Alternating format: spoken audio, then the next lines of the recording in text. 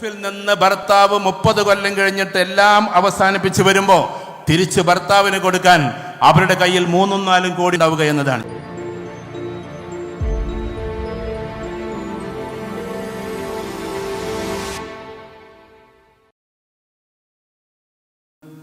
ഇന്ന് കേരളത്തിൽ അല്ലെങ്കിൽ ഇന്ത്യയിൽ 3 തരത്തിലുള്ള പൊളിറ്റിക്സാണ് നമുക്ക് കാണാൻ പറ്റുക. ഞാൻ പൊളിറ്റിക്കൽ സയൻസോ പൊളിറ്റിക്സോ നിങ്ങളെ പഠിപ്പിക്കല്ല. Politics is a game play to attain and maintain power എന്ന് സാധാരണ മൊഗാന്തോ പറഞ്ഞു വെച്ചിട്ടുണ്ട്. മൊഗാന്തോ എന്ന് പറഞ്ഞാൽ ലോകം കണ്ട ഏറ്റവും വലിയ പൊളിറ്റിക്കൽ സയൻറ്റിസ്റ്റാണ്. അദ്ദേഹം പറയുന്നത് രാഷ്ട്രീയം ഒരു കളിയാണ്, അത് അധികാരം നേടിയെടുക്കാനും അത് നിലനിർത്താനുമുള്ള ഒരു ഗെയിമാണെന്നാണ്. മനസ്സിലായി? Politics it's a game play to attain and maintain power എന്നാണ്. പക്ഷെ അത് തെറ്റാണ് നമ്മെ സംബന്ധിച്ചിടത്തോളം. നമുക്കിതൊരു ഗെയിമൊന്നുമല്ല. പലർക്കും ഇത് ഗെയിമായിരിക്കും, ജീവിതത്തിൽ കളിക്കുന്ന കളി. പക്ഷേ ഇത് നിലനിൽപ്പിൻ്റെ ഒരു വല്ലാത്ത ശാസ്ത്രമാണ് നമ്മളിപ്പോൾ ഈ കൈകാര്യം ചെയ്തുകൊണ്ടിരിക്കുന്നത്. ഇന്ത്യയിൽ നടക്കുന്ന ഇത് സ്ത്രീകളും കൂടി ശ്രദ്ധിച്ച് കേൾക്കണം. രാഷ്ട്രീയം പറയുമ്പോൾ നമുക്ക് തോന്നിപ്പോകും ഇതൊന്നും ഞങ്ങൾ കേൾക്കേണ്ട കാര്യമില്ലല്ലോ, ഇത് ഈ KMCC-കാർ കേൾക്കേണ്ടതല്ലേ എന്ന്. അവനവൻ്റെ ഉടലിൽ തല വേണോ എന്നുള്ള ചർച്ച നടക്കുന്നതാണ് ഇപ്പോൾ പൊളിറ്റിക്സ്. അല്ലാതെ പാലുണ്ടാക്കണോ റോഡുണ്ടാക്കണോ എന്നതല്ല ഇപ്പോഴത്തെ പൊളിറ്റിക്സ്. അത് നമ്മൾ ശരിക്കും മനസ്സിലാക്കേണ്ട ഒരു കാര്യമാണ്. നമുക്കൊരു തോന്നലുണ്ടാകും ഇതൊന്നും ഞങ്ങളറിയാം. പ്രത്യേകിച്ച് പുതിയ തലമുറയിലെ കുട്ടികൾക്ക് പൊളിറ്റിക്സ് തീരെ അറിയണ്ടെന്നൊക്കെ തോന്നിപ്പോകും. നമ്മൾ മനസ്സിലാക്കേണ്ടത് എക്സ്ട്രീം കമ്മ്യൂണലിസം വികസിച്ച് ഏകദേശം 28 സംസ്ഥാനങ്ങളും നിറഞ്ഞു കവിയാണ്. എന്താ കമ്മ്യൂണലിസം? കമ്മ്യൂണിസം അല്ല കമ്മ്യൂണലിസം. കമ്മ്യൂണലിസം എന്ന് പറഞ്ഞാൽ വർഗീയവാദമാണ്.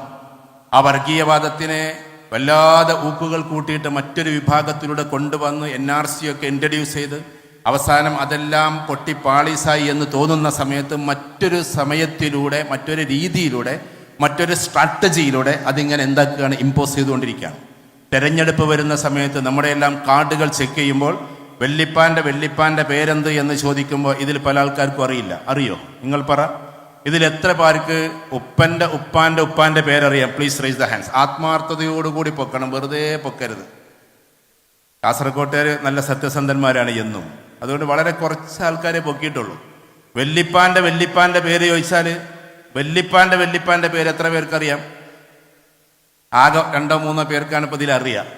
അപ്പം നമ്മളോട് ഏകദേശം ഒരു 920 മുതൽ ഇങ്ങനെ വെല്ലിപ്പാൻ്റെ പേര് ചോദിച്ചാൽ നമുക്കറിയില്ല. പിന്നെ ഇങ്ങനെ അവരുടെ ആധാരങ്ങൾ ഉണ്ടാക്കും, എങ്ങനെ വോട്ടർ പട്ടികയിലേക്ക് നമ്മൾ കൊണ്ടുപോകും. ആ ഒരു അവസ്ഥയിൽ നമ്മൾ കൺഫ്യൂഷൻ ആക്കിയിട്ട് ഇങ്ങനെ പോകുന്ന ഒരു സമയത്തിലാണ് ഒരു ഭാഗത്ത് നമ്മൾ നിൽക്കുന്നത്. അതിൻ്റെ ഒരുപാട് സ്ട്രാറ്റജി അവിടെ അങ്ങനെ നടക്കുന്നു.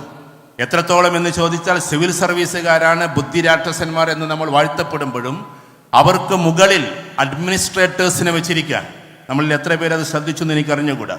E.T. മുഹമ്മദ് ബഷീർ സാഹിബ് ചന്ദ്രികയിൽ അതിനെക്കുറിച്ചൊരു ലേഖനം എഴുതിയതിൻ്റെ പേരിൽ പല പാർലമെന്റിലെ ക്വസ്റ്റ്യൻസും ഇപ്പോൾ അദ്ദേഹത്തിന് വേണ്ടി റിജക്റ്റ് ചെയ്തുകൊണ്ടിരിക്കുകയാണ്. ഞാൻ പറഞ്ഞു വരുന്നത്, അഥവാ സിവിൽ സർവീസ് അക്കാഡമി നടത്തിയിട്ടുള്ള പരീക്ഷയിൽ അല്ലെങ്കിൽ അവരുടെ ട്രെയിനിങ്ങിൽ പിന്നെ സിവിൽ സർവീസ് എക്സാമിനേഷൻ IAS-ഉം IFS-ഉം IES-ഉം IRS-ഉം ഒക്കെ പാസ്സായിട്ടുള്ള ആളുകൾ ടോപ്പ് റേഞ്ചിൽ നിൽക്കേണ്ടടുത്ത് നിന്ന് അതിൻ്റെ മുകളിലേക്ക് പൊളിറ്റിക്കലി തിരഞ്ഞെടുക്കപ്പെട്ട അഡ്മിനിസ്ട്രേറ്റേഴ്സിനെ വെച്ചുകൊണ്ട്, അതാണ് ഇപ്പം നമ്മൾ ഇവിടെയൊക്കെ കണ്ടത്, ഇവിടെ നമ്മുടെ ലക്ഷദ്വീപിലൊക്കെ കണ്ടത്. ആ ഒരു രീതിയിലേക്ക് അവരിങ്ങനെ ഒരുപാട് കാര്യങ്ങൾ ചെയ്തുകൊണ്ടിരിക്കുകയാണ്. അതൊരു എക്സ്ട്രീം കമ്മ്യൂണലിസമായി മാറിക്കൊണ്ടിരിക്കുകയാണ്. വർഗീയവാദത്തിൻ്റെ മറ്റൊരു പരിപ്രേക്ഷ്യം ഒരു ഭാഗത്ത്, വേറൊരു ഭാഗത്ത്, ഞാൻ രാഷ്ട്രീയം പറയല്ല, പ്രത്യേകിച്ച് കുടുംബങ്ങളും കൂടി മനസ്സിലാക്കാൻ വേണ്ടിയിട്ട് പറയാണ്, മറ്റൊരു ഭാഗത്ത് ഉള്ള രാഷ്ട്രീയം എക്സ്ട്രീം കമ്മ്യൂണിസമാണ്. കമ്മ്യൂണലിസം വേറെ, കമ്മ്യൂണിസം വേറെ. കമ്മ്യൂണിസം എന്ന് പറഞ്ഞിട്ടുണ്ടെങ്കിൽ ഇതിൻ്റെ നേരെ ഓപ്പോസിറ്റ് സൈഡാണ്. എന്ന് വെച്ചാൽ ഇവിടെ തീസ്റ്റുകൾ അഴിഞ്ഞാടുമ്പോൾ, തീസ്റ്റുകൾ എന്ന് പറഞ്ഞാൽ വിശ്വാസികളാണ്, അവർ വർഗീയതയിലേക്ക് അഴിഞ്ഞാടുമ്പോൾ എത്തീസ്റ്റുകൾ, ആ തീസ്റ്റിൻ്റെ കൂടെ ഒരു കൂടി ചേർത്താൽ എത്തീസ്റ്റായി. നിരീശ്വരവാദികൾ അതൊന്നും വേണ്ട എന്ന് പറഞ്ഞിട്ട് വേറൊരു ലിബറൽ മോഡിനെ കൊണ്ടുവരുന്നു. ഞാൻ കണക്ക് പറയുമ്പോൾ നിങ്ങൾ ഭയപ്പെടരുത്. എന്ന് വെച്ചാൽ ഗവൺമെൻറ്റിൻ്റെ കണക്കനുസരിച്ച് കാസർഗോഡ് ജില്ലയിൽ, ഞാൻ നിങ്ങളെ കുറ്റപ്പെടുത്തല്ലോ കേട്ടോ, ഇത് ലൈവായിട്ടാണോ പോണേ? ലൈവ് ഉണ്ടോ? എന്നാൽ പിന്നെ ഞാൻ പറഞ്ഞല്ലേ ചില കാര്യങ്ങൾ. ഈ ലൈവാണെങ്കിൽ ആദ്യം പറയണം കേട്ടോ നിങ്ങൾ. കാസർഗോഡ് ജില്ലയിലാണ് ഏറ്റവും കൂടുതൽ മയക്കുമരുന്നിൻ്റെ ആവാസ കേന്ദ്രമായി കൊണ്ടിരിക്കുന്നത് എന്ന് സർക്കാരിൻ്റെ ഒരു പഠനമുണ്ട്. അത് ഈ ബാംഗ്ലൂരും ഇതൊക്കെ അടുത്തായതുകൊണ്ട് എന്നാണ് പഠനം. ഞാൻ നിങ്ങളെ സ്നേഹിച്ചുകൊണ്ട് പറയാണ്, കാസർഗോഡ് ജില്ല അത്ര ഇഷ്ടപ്പെട്ടുകൊണ്ട് പറയാണ്. അപ്പോൾ ഒരു ഭാഗത്ത് ഇതൊക്കെ വരുന്നത് എന്തുകൊണ്ടാണ്? ഈ ലിബറലിസം വന്നു കഴിഞ്ഞാൽ, ഇത്തരത്തിലുള്ള ചിന്താഗതികൾ വന്നു കഴിഞ്ഞാൽ ലക്ഷ്യബോധമില്ലാത്ത കുറെ ആളുകൾ ഉണ്ടാവുകയും ആ ലക്ഷ്യബോധമില്ലാത്ത ആളുകളെല്ലാം കൂടി ഒരുമിച്ച് കൂടി മറ്റൊരു പൊളിറ്റിക്സ് രൂപാന്തരപ്പെടുകയും ചെയ്യും. നമ്മെ സംബന്ധിച്ചിടത്തോളം നമ്മൾ ലക്ഷ്യബോധത്തോടു കൂടി പോകേണ്ടവരാണ്. ആ ഊക്കിനെ ഇല്ലാതെയാക്കി ഒരു ലിബറൽ മോഡലുള്ള ആളുകൾ കൊണ്ടുവരും. അതിനുവേണ്ടി സ്പോൺസർ ചെയ്യപ്പെടുന്ന സിനിമകൾ പോലുമുണ്ട്. സിനിമകൾ പോലും, അതിനെക്കുറിച്ച് റിവ്യൂ നിങ്ങൾ വായിച്ചാൽ നിങ്ങൾക്ക് മനസ്സിലാവും. എല്ലാറ്റിൻ്റെ റിവ്യൂകൾ വായിച്ചുകൊണ്ടിരിക്കണം. പ്രധാനപ്പെട്ട നടന്മാരെ വെച്ചുകൊണ്ട് സിനിമകൾ പ്രദർശിപ്പിക്കുന്നു. ആ സിനിമ കാണുമ്പോൾ കുട്ടികൾക്ക് ഇതൊന്നും വലിയ തിരക്കേടില്ല എന്നുള്ള അവസ്ഥയിലേക്ക് കാര്യങ്ങൾ പോകുന്നു. ഞാൻ ഉദാഹരണത്തിന് 2 സിനിമയെക്കുറിച്ച് പറയാം. ഞാൻ അതിനെ വിമർശിക്കല്ല. ഒരു റീഡിങ്, സോഷ്യൽ റീഡിംഗ് എന്ന് പറഞ്ഞൊരു സാധനമുണ്ട്, സാമൂഹ്യ വായന. ഉദാഹരണത്തിന് മോഹൻലാൽ എന്ന് പറയുന്ന അച്ഛൻ, അദ്ദേഹത്തിന്റെ മകൻ പൃഥ്വിരാജ് പഠിക്കാൻ വേണ്ടി ബാംഗ്ലൂരിലേക്ക് പോകുന്നു. അവിടെ വെച്ചൊരു പെൺകുട്ടിയെ കണ്ടുമുട്ടുന്നു. ആ പെൺകുട്ടിയുമായിട്ട് അങ്ങനെ മോശപ്പെട്ട ബന്ധത്തിലാകുന്നു. അവസാനം അതിലൊരു കുഞ്ഞ് ജനിക്കുന്നു. ആ കുഞ്ഞിനെയും കൊണ്ട് വീട്ടിലേക്ക് വരുന്നു. അതൊന്നും ഒരു പ്രശ്നമേ അല്ല എന്ന പിതാവ് മോഹൻലാൽ പറയുകയും ചെയ്യുന്നു. ഈ കഥകളൊക്കെ ഇവിടുന്ന് വരുന്നു. ഇതൊക്കെ ദർശന രൂപത്തിൽ കാണുന്ന കുട്ടികളുടെ ഐഡിയോളജി എത്രമാത്രം കോൺഫ്ലിക്റ്റ് ഉണ്ടാക്കുമെന്നറിയുമോ? നിങ്ങൾ വിചാരിക്കും ഒരു സിനിമ കണ്ടാൽ അത്രമാത്രം പ്രശ്നമൊന്നും ഉണ്ടാകില്ല. പക്ഷേ എഴുത്തിനേക്കാൾ 1000 ശക്തി മടങ്ങ് എന്തുണ്ട്, പവറാണ് സത്യത്തിലൊരു ദൃശ്യത്തിന്. ഒരു കാഴ്ചക്ക് അത്രമാത്രം പവറുണ്ട്. അപ്പൊ കുട്ടികൾ ഇത്തരത്തിലുള്ള പലതും, അതിന് സിനിമയ്ക്ക് പങ്കാളിത്തമുണ്ട്, സെമിനാറുകൾക്ക് പങ്കാളിത്തമുണ്ട്, ക്യാമ്പസിലേക്ക് കടന്നു വരുന്ന ചില ഡാൻസുകൾക്ക് പങ്കാളിത്തമുണ്ട്.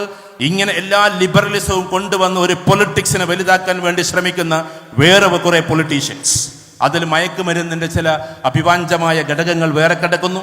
ഇങ്ങനെ ഒരുപാട് കുത്തൊഴുക്കത്തിലൂടെ നമ്മൾ പോയിക്കൊണ്ടിരിക്കുന്ന സമയത്ത് പൊളിറ്റിക്സ് അറിയില്ല, അതിലേക്ക് ബന്ധമില്ല എന്ന് നമ്മൾ പറയരുത്. കാരണം നമ്മൾ ഓരോരുത്തരും അത് അറിഞ്ഞിരിക്കേണ്ടവരാണ്. ഓരോരുത്തരും അതിനെപ്പറ്റി മനസ്സിലാക്കേണ്ടതാണ്. അപ്പൊ നമ്മൾ എക്സ്ട്രീം കമ്മ്യൂണലിസത്തിലേക്ക് പോകണോ, എക്സ്ട്രീം കമ്മ്യൂണലിസത്തിലേക്ക് പോകണോ? ഇത് രണ്ടും രണ്ടാണ്.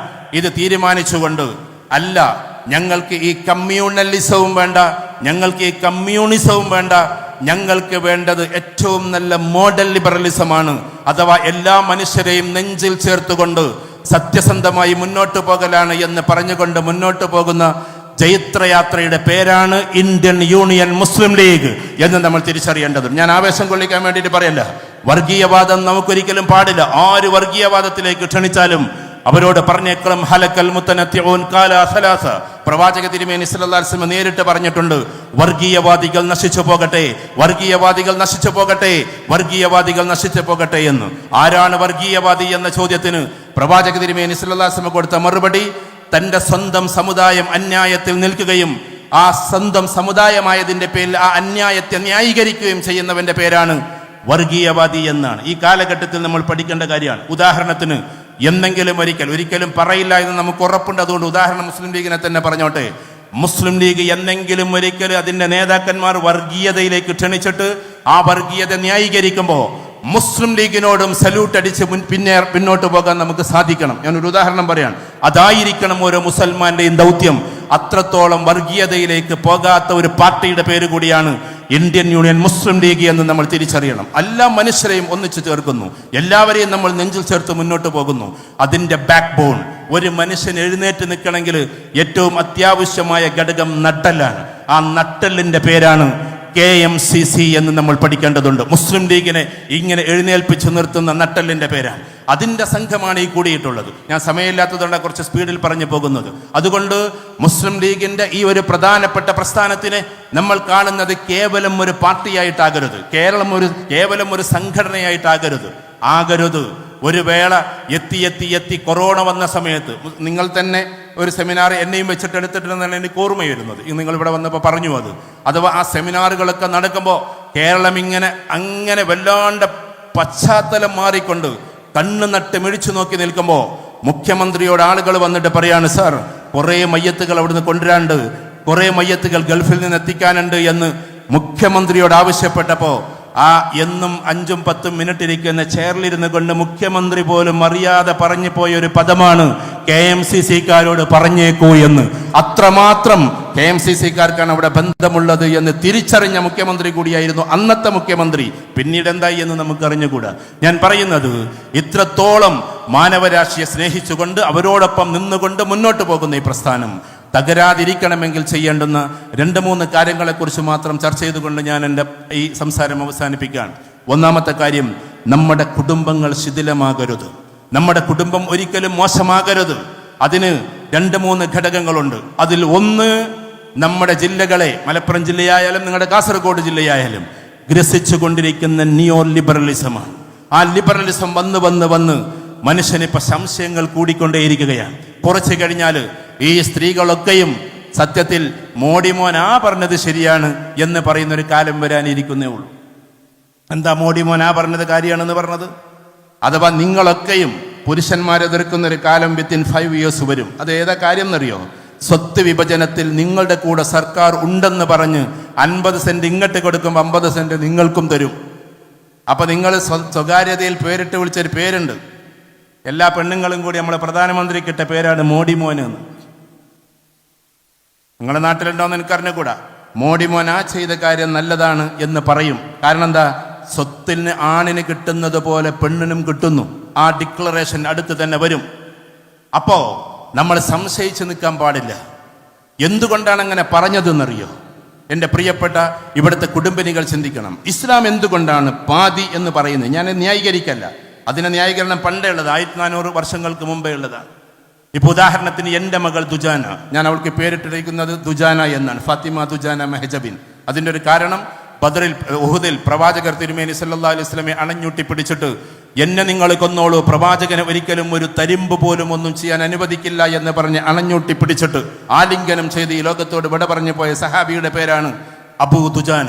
അതുകൊണ്ട് പേരിലെങ്കിലും അബൂ ദുജാനയാകാൻ വേണ്ടിയിട്ടാണ് എൻ്റെ മകൾക്ക് ഞാൻ ദുജാന എന്ന് പേരിട്ടത്. അപ്പം ഞാനും ഒരു അബൂ ദുജാനയാവുമല്ലോ, പേരിനെങ്കിലും അബൂ ദുജാനയാകില്ലെങ്കിലും. അപ്പം എൻ്റെ ദുജാനയോട് ഞാൻ പറയാണ്, നിനക്ക് ഞാൻ 5 ലക്ഷം രൂപ തരാം, നീയും നിന്റെ ആങ്ങളെയും കൂടി ലണ്ടനിലേക്ക് പോകുന്നു, നിനക്ക് ഞാൻ 10 ലക്ഷം തരാം. ആങ്ങളയോട് പറയുന്നു, അത് റാസിയോട് പറയുന്നു. എന്നിട്ട് പറയാണ്, നീ പോകുമ്പോൾ എല്ലാ ചെലവും നീ എടുക്കണം, ടിക്കറ്റ് നീ എടുക്കണം, എല്ലാ ഭക്ഷണവും നീ എടുക്കണം, പാർപ്പിടം നീ എടുക്കണം, അവിടെയുള്ള ഫീസ് നീ എടുക്കണം എന്നൊക്കെ പറഞ്ഞിട്ട് കംപ്ലീറ്റ് ഉത്തരവാദിത്തം ആണിന് കൊടുത്തു. പെണ്ണിനാകട്ടെ പെണ്ണിനോട് പറഞ്ഞു, നീ അതിൽ നിന്നിരുന്ന് അവളെ ഇന്ന ആളുടെ കൂടെ കണ്ടു എന്നെങ്ങാനും ഒരാണ് വന്ന് പറഞ്ഞാൽ ദീനിൽ സ്വീകരിക്കില്ല, 2 ആണ് വന്ന് പറഞ്ഞാലും സ്വീകരിക്കില്ല, 3 ആള് വന്ന് പറഞ്ഞാലും സ്വീകരിക്കില്ല, 4 ആണ് കൃത്യമായി കണ്ട വിവരങ്ങൾ അറിയിച്ചാലല്ലാതെ പറ്റില്ല എന്ന് പ്രവാചക തിരുമേനി സല്ലല്ലാഹു അലൈഹി വസല്ലം പറഞ്ഞു. അവിടെ നിങ്ങളുടെ പ്രൊട്ടക്ഷൻ വന്നപ്പോ ഒരു പെണ്ണിന് എന്തെങ്കിലും കേടുപാട് സംഭവിച്ചു എന്ന് ആൾക്കൂട്ടം വിധി എഴുതുന്നതിന് മുമ്പേ one woman is equal to 4 men എന്നതിലേക്ക് അള്ളാഹു തിരിച്ചുവിട്ടു. അവിടെ ഒരു ആണിന്റെ പവറല്ല, 4 ആണാണ് ഒരു പെണ്ണിന് ഈക്വലായി നിൽക്കുന്നത്. അഥവാ ഒരു പെണ്ണിന്റെ പവർ 4 ആണിനേക്കാളും അപ്പുറത്താണ് എന്ന് പ്രവാചക തിരുമേനി സല്ലല്ലാഹു അലൈഹി വസല്ലം പഠിപ്പിച്ചു. അപ്പൊ നമ്മൾ ദീന് പഠിക്കുമ്പോൾ മൊത്തത്തിൽ പഠിക്കണം. ഭാവിയിൽ ഇതൊക്കെ ചർച്ചയാകും കേട്ടോ. നിങ്ങളുടെ സാഠ്യത്വം ചർച്ചയാകും, നിങ്ങളുടെ സമ്പത്ത് ചർച്ചയാകും. ഇതൊക്കെ കൊണ്ടുവരുന്നത് ഇവിടെ ഓരോ പ്രശ്നങ്ങൾ ഉണ്ടാക്കാൻ വേണ്ടിയിട്ടാണ്. അപ്പോഴൊക്കെ അതിന് എതിരിട്ട് കൊണ്ട് സംസാരിക്കാനും മെസ്സേജ് ആയിട്ട് കൊടുക്കാനും നമുക്ക് പറ്റണം. അങ്ങനെ ഏറ്റവും നല്ല സുന്ദരമായ ഒരു ദീനിന്റെ മോശയിൽ ചേർത്തിട്ടുള്ള ഒരു കുടുംബ സംവിധാനമാണ് നമ്മൾ ഓരോരുത്തരും ഏറ്റെടുക്കേണ്ടത്. എല്ലാ മനുഷ്യരെയും ഒരേപോലെ സ്നേഹിക്കുകയും ഒരേപോലെ അവരോട് സഹകരിക്കുകയും ചെയ്യുന്ന സുന്ദരമായ നേതൃത്വമായി നമ്മൾ ഓരോരുത്തരും മാറണമെന്നതാണ്. ഇനി ആധുനിക കാലഘട്ടത്തിൽ അവിടെ ഒരുപാട് കുട്ടികൾ ഇരിക്കുന്നുണ്ട്. എന്തൊക്കെ കാലങ്ങളാണ് വരാനിരിക്കുന്നത് കാസർഗോട്ടുകാർക്ക് എന്നെക്കാളും അറിയാം. ഇനി പെട്രോൾ പമ്പുകൾ ഇല്ലാതെയാകുന്നു. അപ്പൊ നമ്മൾ വിചാരിക്കുന്നത് ചാർജ് സ്റ്റേഷൻ ആയിരിക്കുന്നു, അതും പെട്ടെന്ന് ഇല്ലാതെയാകും. നമ്മുടെ നാട്ടിലേക്ക് എന്നാ വരികയെന്ന് എനിക്ക് അറിഞ്ഞുകൂടാ. പക്ഷെ ഇപ്പൊ തന്നെ പല രാജ്യത്തത് തുടങ്ങി. ഇപ്പൊ നമ്മുടെ നാട്ടിൽ 5G ആയിട്ടുള്ളൂ.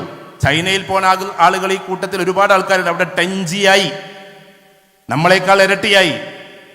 പലയിടത്തും റോഡിൽ നിന്ന് ചാർജാക്കുന്ന വാഹനങ്ങൾ ഇറങ്ങി. ഇനി നമ്മൾ അതിനു വേണ്ടിയിട്ട് ഇറക്കാൻ പോകുന്നത് എന്തായിരിക്കും? ശരിക്കും ബില്ലടക്കലാണ്. സർക്കാരിന് ബില്ലടക്കുന്ന രീതിയിലേക്ക് കാര്യങ്ങൾ പോകും. അത്രമാത്രം AI ഒക്കെ വികസിച്ചു പോയി.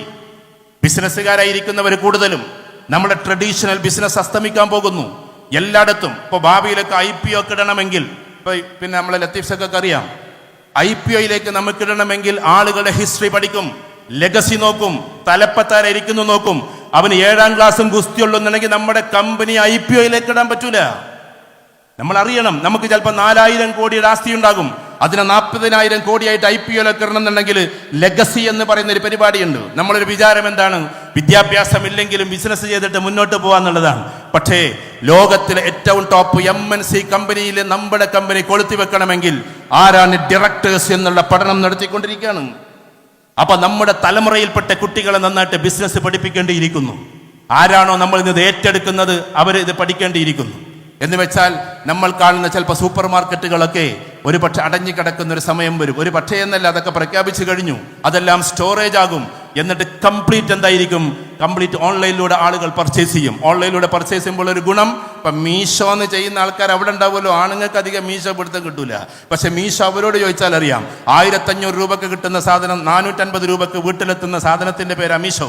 അതേപോലെ തന്നെ ഒരുപാട് ഏജൻസികൾ കടന്നു വരും. ഡയറക്റ്റ് സെല്ലിംഗ് എന്ന് പറയുന്നത് നിൽക്കും. എന്നിട്ട് AI കടന്നു വരും.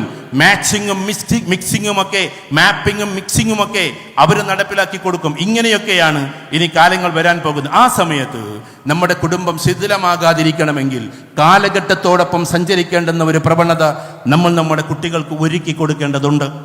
എത്രത്തോളം എന്ന് ചോദിച്ചാൽ, ബിസിനസിന്റെ കാര്യങ്ങൾ അവിടെ നിൽക്കട്ടെ, നമ്മുടെ സാമ്പത്തിക സുഭദ്രത. ഇപ്പൊ എല്ലാവരും നല്ല ബിസിനസ്സുകാരാണ് ഇവിടെ ഇരിക്കുന്നത്. പക്ഷേ എപ്പോഴെങ്കിലും ഓരോ രാജ്യത്തും ഇത് ഇങ്ങനെ നേരെ പോകുന്നത് കൊണ്ട് എനിക്കധികം പറയാൻ വയ്യ. പക്ഷെ GCC കൺട്രീസ് ഓരോന്നും ഉയർന്നു വരുമ്പോൾ റിസഷൻ എന്ന് പറയുന്ന സാധനം ഉണ്ടാകുന്നതല്ല, ലോകത്തിലെ കോർപ്പറേറ്റ് സെക്ടേഴ്സ് ഉണ്ടാക്കുന്നതാണ്. ഓരോ 7 വർഷം 8 വർഷം കൂടുമ്പോൾ റിസഷൻ എന്ന് പറയുന്ന സാധനം ഉണ്ടാക്കും. അത് ഓൾറെഡി അവർ സെറ്റ് ചെയ്ത് വെച്ചതാണ്. കാരണം അതിൻ്റെ ബൂം ലെവലിൽ നിൽക്കുന്ന സമയത്ത് താഴോട്ട് കൊണ്ടുപോകും. അത് നെപ്പോളിയന്റെ കാലഘട്ടത്തിൽ തുടങ്ങിയതാണ്. നെപ്പോളിയൻ യൂറോപ്പ് പിടിക്കാൻ പോകുന്നു എന്ന് കണ്ടപ്പോൾ റോത്ത്ചൈൽഡ് എന്ന് പറയുന്ന ജൂ ഫാമിലി ഉണ്ടാക്കിയ ഒരു സിനാരിയോ തന്നെയാണ്. ഇത് നിങ്ങൾ സിനാരിയോ എന്നല്ല പേരിട്ടിട്ടുള്ളത്. അതുകൊണ്ട് ഏറ്റവും ടോപ്പ് റേഞ്ച് നിൽക്കുമ്പോൾ താഴോട്ട് കൊണ്ടുപോകാനും ഒരു കോർപ്പറേറ്റ് ഭീമന്മാരുണ്ട്. അങ്ങനെയൊക്കെ സംഭവിക്കുമ്പോൾ ചിലപ്പോൾ നമ്മളെ ബിസിനസ് സ്റ്റഡിയിലേക്ക് പോകും. അപ്പോൾ മൾട്ടി ലെവലിൽ എങ്ങനെയൊക്കെയാണ് ഇതിനെ ചികിത്സിക്കേണ്ടത്, അല്ലെങ്കിൽ എങ്ങനെയൊക്കെയാണ് രൂപാന്തരപ്പെടുത്തേണ്ടത് എന്ന സ്ട്രാറ്റജി കൂടി നമ്മൾ പഠിക്കേണ്ടിയിരിക്കുന്നു. അങ്ങനെ പോകുമ്പോൾ ഇവിടെ ഇരിക്കുന്ന ഓരോ സ്ത്രീകളും, ഞാൻ പറയുന്നത് ജസ്റ്റ് ഒരു 99 രൂപ ഏതെങ്കിലും ഒരു വലിയ നല്ല ഹലാൽ രീതിയിലുള്ള ഷെയർ മാർക്കറ്റിലേക്ക് എങ്ങാനിട്ട്, ഞാൻ അതിനെ പ്രോത്സാഹിപ്പിക്കല്ല, അതിലേക്ക് ഇട്ട് കഴിഞ്ഞാൽ അതിനെ അക്യുമുലേറ്റ് ചെയ്തിട്ട് അതിമനോഹരമായി തിരിച്ചു കിട്ടും നമുക്ക് കാണാൻ പറ്റും. ഞാൻ മിനിയാന്ന് കൊല്ലത്ത് പത്തനംതിട്ടയിലൊക്കെ ആയിരുന്നു പരിപാടി. അവിടുത്തെ സ്ത്രീകളോട് ഇത് പറയേണ്ട കാര്യമില്ല. ഈ സ്ത്രീകൾക്ക് ഗൾഫിൽ നിന്ന് അയച്ചു കൊടുക്കുന്ന മാസത്തിൽ 25,000 രൂപയിൽ നിന്ന് അവർ 10,000 രൂപ ചിട്ടിക്ക് ചേരും. കുറിക്ക് പലിശ ഇല്ലാത്തതിന് നമുക്ക് ചേർന്നാൽ മതി. അത് ചേർന്നിട്ട് 5 ലക്ഷം ആകുമ്പോൾ അവരൊരു പറമ്പ് വാങ്ങും. എന്നിട്ട് 2 കൊല്ലം കഴിയുമ്പോൾ അത് വെക്കും. ആരെ? സ്ത്രീകൾ 2 കൊല്ലം കഴിഞ്ഞ് അത് വെക്കും. അങ്ങനെ ഗൾഫിൽ നിന്ന് ഭർത്താവ് 30 കൊല്ലം കഴിഞ്ഞിട്ട് എല്ലാം അവസാനിപ്പിച്ച് വരുമ്പോൾ തിരിച്ച് ഭർത്താവിന് കൊടുക്കാൻ അവരുടെ കയ്യിൽ 3-4 കോടി ഉണ്ടാവുക എന്നതാണ്. ഞാൻ ഉപദേശിക്കാൻ വേണ്ടി വന്നതല്ല, ഞാൻ പ്രവാസികൾക്ക് വേണ്ടി സംസാരിക്കുന്നു. എനിക്കറിയാം, എൻ്റെ നാട്ടിലൊരു മനുഷ്യൻ ഖത്തറിൽ നല്ല ബിസിനസ്സൊക്കെ ഉണ്ടായി, പെട്ടെന്നാണ് ഒരു അറബി അത് പിടിച്ചെടുത്തത്. അദ്ദേഹം പരമദരിദ്രനായി മാറിയത് ഒറ്റ ദിവസം കൊണ്ടാണ്. അവസാനം വാടക വീട്ടിലേക്ക് താമസം മാറ്റേണ്ടി വന്നു കടബാധ്യത കൊണ്ട്. അങ്ങനെ 3 പെൺകുട്ടികളെ കെട്ടിച്ചപ്പോഴേക്കും അയാൾക്ക് അസുഖങ്ങൾ വന്ന് അദ്ദേഹം അവസാനിക്കുകയും ചെയ്തു. ഒരു ദിവസം കൊണ്ട് ഇതെല്ലാം മാറി മറിയുന്ന അവസ്ഥയിലേക്ക് കാര്യങ്ങൾ പോകും. അപ്പോഴാണ് നമ്മൾ ചിന്തിക്കേണ്ടത്, എന്താണ് സാമ്പത്തിക അച്ചടക്കമെന്ന്, പ്രൊജക്ട് ഡെവലപ്മെന്റ് എന്താണ്, പ്രോഡക്റ്റ് ഡെവലപ്മെന്റ് എന്താണ്, ഇതേപോലെ തന്നെ അസറ്റ് ഡെവലപ്മെന്റ് എന്താണ്. അസറ്റ് ഡെവലപ്പ് ചെയ്തുകൊണ്ടിരിക്കണം. വെറും ബിസിനസ് മാത്രം ഡെവലപ്പ് ചെയ്താൽ പോരാ, അസറ്റ് അക്യുമുലേഷൻ ആണ് ഏറ്റവും കൂടുതൽ നടക്കേണ്ടത്. ഇത്തരം ടാക്ടിക്സുകളൊക്കെ നമ്മൾ നമ്മുടെ ജീവിതത്തിൽ പഠിച്ചുകൊണ്ടേയിരിക്കണം. അതിന് സ്ത്രീകൾ എന്താ ചെയ്യണ്ടേ? ഞാൻ കളിയാക്കുകയല്ല കേട്ടോ. ഈ കാസർകോട്ടിൽ നിന്നാണ് ഞങ്ങളൊക്കെ മലപ്പുറത്തുകാർ പറയാ എല്ലാം തുടങ്ങി വെക്കാറുന്ന. നിങ്ങളെ കൊണ്ടാണ് ഞങ്ങളും ഇടങ്ങേറാവുന്നത്. നിങ്ങളിവിടെ മഞ്ഞ കല്യാണം തുടങ്ങും, അപ്പൊ പിന്നെ മലപ്പുറത്ത് തുടങ്ങല്ലാതെ നിവൃത്തില്ല.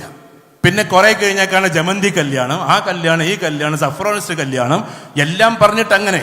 പക്ഷേ ഇവിടെ ഇപ്പൊ വെള്ളക്കുപ്പായിട്ടിട്ട് ഇരിക്കണ കണ്ടില്ലേ ഒരുപാട് ആൾക്കാർ? ഇവർക്ക് എത്ര വെള്ളക്കുപ്പായം തുണിയാന്ന് ആർക്കും അറിയില്ല, പച്ച മലയാളത്തിൽ പറഞ്ഞാൽ. കാരണം എപ്പോഴും ഒരേ ഡ്രസ് കോഡ് കീപ്പ് ചെയ്യുന്ന ആളുകളെയാണ് സത്യത്തിൽ ലോകം എന്താക്കുന്നത്, നന്മയുടെ ആളായിട്ട് വിലയിരുത്തി. ഞാൻ വേറെ ഡ്രസ് കോഡ് മാറ്റണ്ടെന്നല്ല പറഞ്ഞു. APJ അബ്ദുൽ കലാം ഇന്ത്യ കണ്ട ZZ കാറ്റഗറി പ്രൊട്ടക്ഷനുള്ള ആളായിരുന്നു. ഒന്ന്, അദ്ദേഹം ടെക്നിക്കൽ സയന്റിസ്റ്റ് ആണ്, മിസൈൽ മാൻ ആണ്. രണ്ടാമത്, അദ്ദേഹം പ്രസിഡന്റ് ആയിരുന്നു. അതുകൊണ്ട് നമ്പർ 1 സിറ്റിസൺ ഓഫ് ഇന്ത്യ. പ്രധാനമന്ത്രിയല്ല നമ്പർ 1, എന്നും ഇന്ത്യയുടെ നമ്പർ 1 സിറ്റിസൺ അത് പ്രസിഡന്റ് ആണ്. ആ പ്രസിഡന്റ് ആയിരുന്ന മനുഷ്യനാണ്. അദ്ദേഹം മരിച്ചപ്പോ ആകെ അദ്ദേഹത്തിന്റെ ഡ്രസ്സുകൾ 4, അതും എല്ലാം ആഷ് കളറിൽ. എന്തുകൊണ്ട് എല്ലാം അദ്ദേഹം ബ്ലാക്ക് ഇടുന്ന നമ്മൾ കണ്ടിട്ടില്ല, അദ്ദേഹം വേറെ കളറിൽ നമ്മൾ കണ്ടിട്ടില്ല. ഞാൻ എല്ലാവരും എന്നിടണമെന്നല്ല പറഞ്ഞത് കേട്ടോ. അദ്ദേഹം ആഷ് കളറിൽ ഇടുള്ളൂ. അദ്ദേഹത്തിന് എത്ര ഡ്രസ്സ് ഉണ്ടായിരുന്നു എന്ന് ആർക്കും അറിഞ്ഞുകൂടാ. ഇപ്പൊ രാഹുൽ ഗാന്ധി നിങ്ങളൊന്ന് എടുത്തു നോക്കിയാട്ടെ. രാഹുൽ ഗാന്ധി എപ്പോഴും മിക്കവാറും ധരിക്കുന്ന ഡ്രസ്സ് ഏതാ?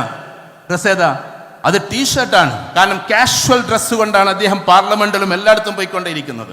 അതുകൊണ്ട് ഇവിടെ നമ്മുടെ നാട്ടിലൊക്കെ കല്യാണം എന്ന് പറഞ്ഞിട്ടുണ്ടെങ്കിൽ ക്യാമറക്കാരനാ തീരുമാനിക്കുക. ക്ഷമിക്കണം കേട്ടോ, ക്യാമറക്കാരനാണ് കല്യാണം കംപ്ലീറ്റ് ഏറ്റെടുക്കുക.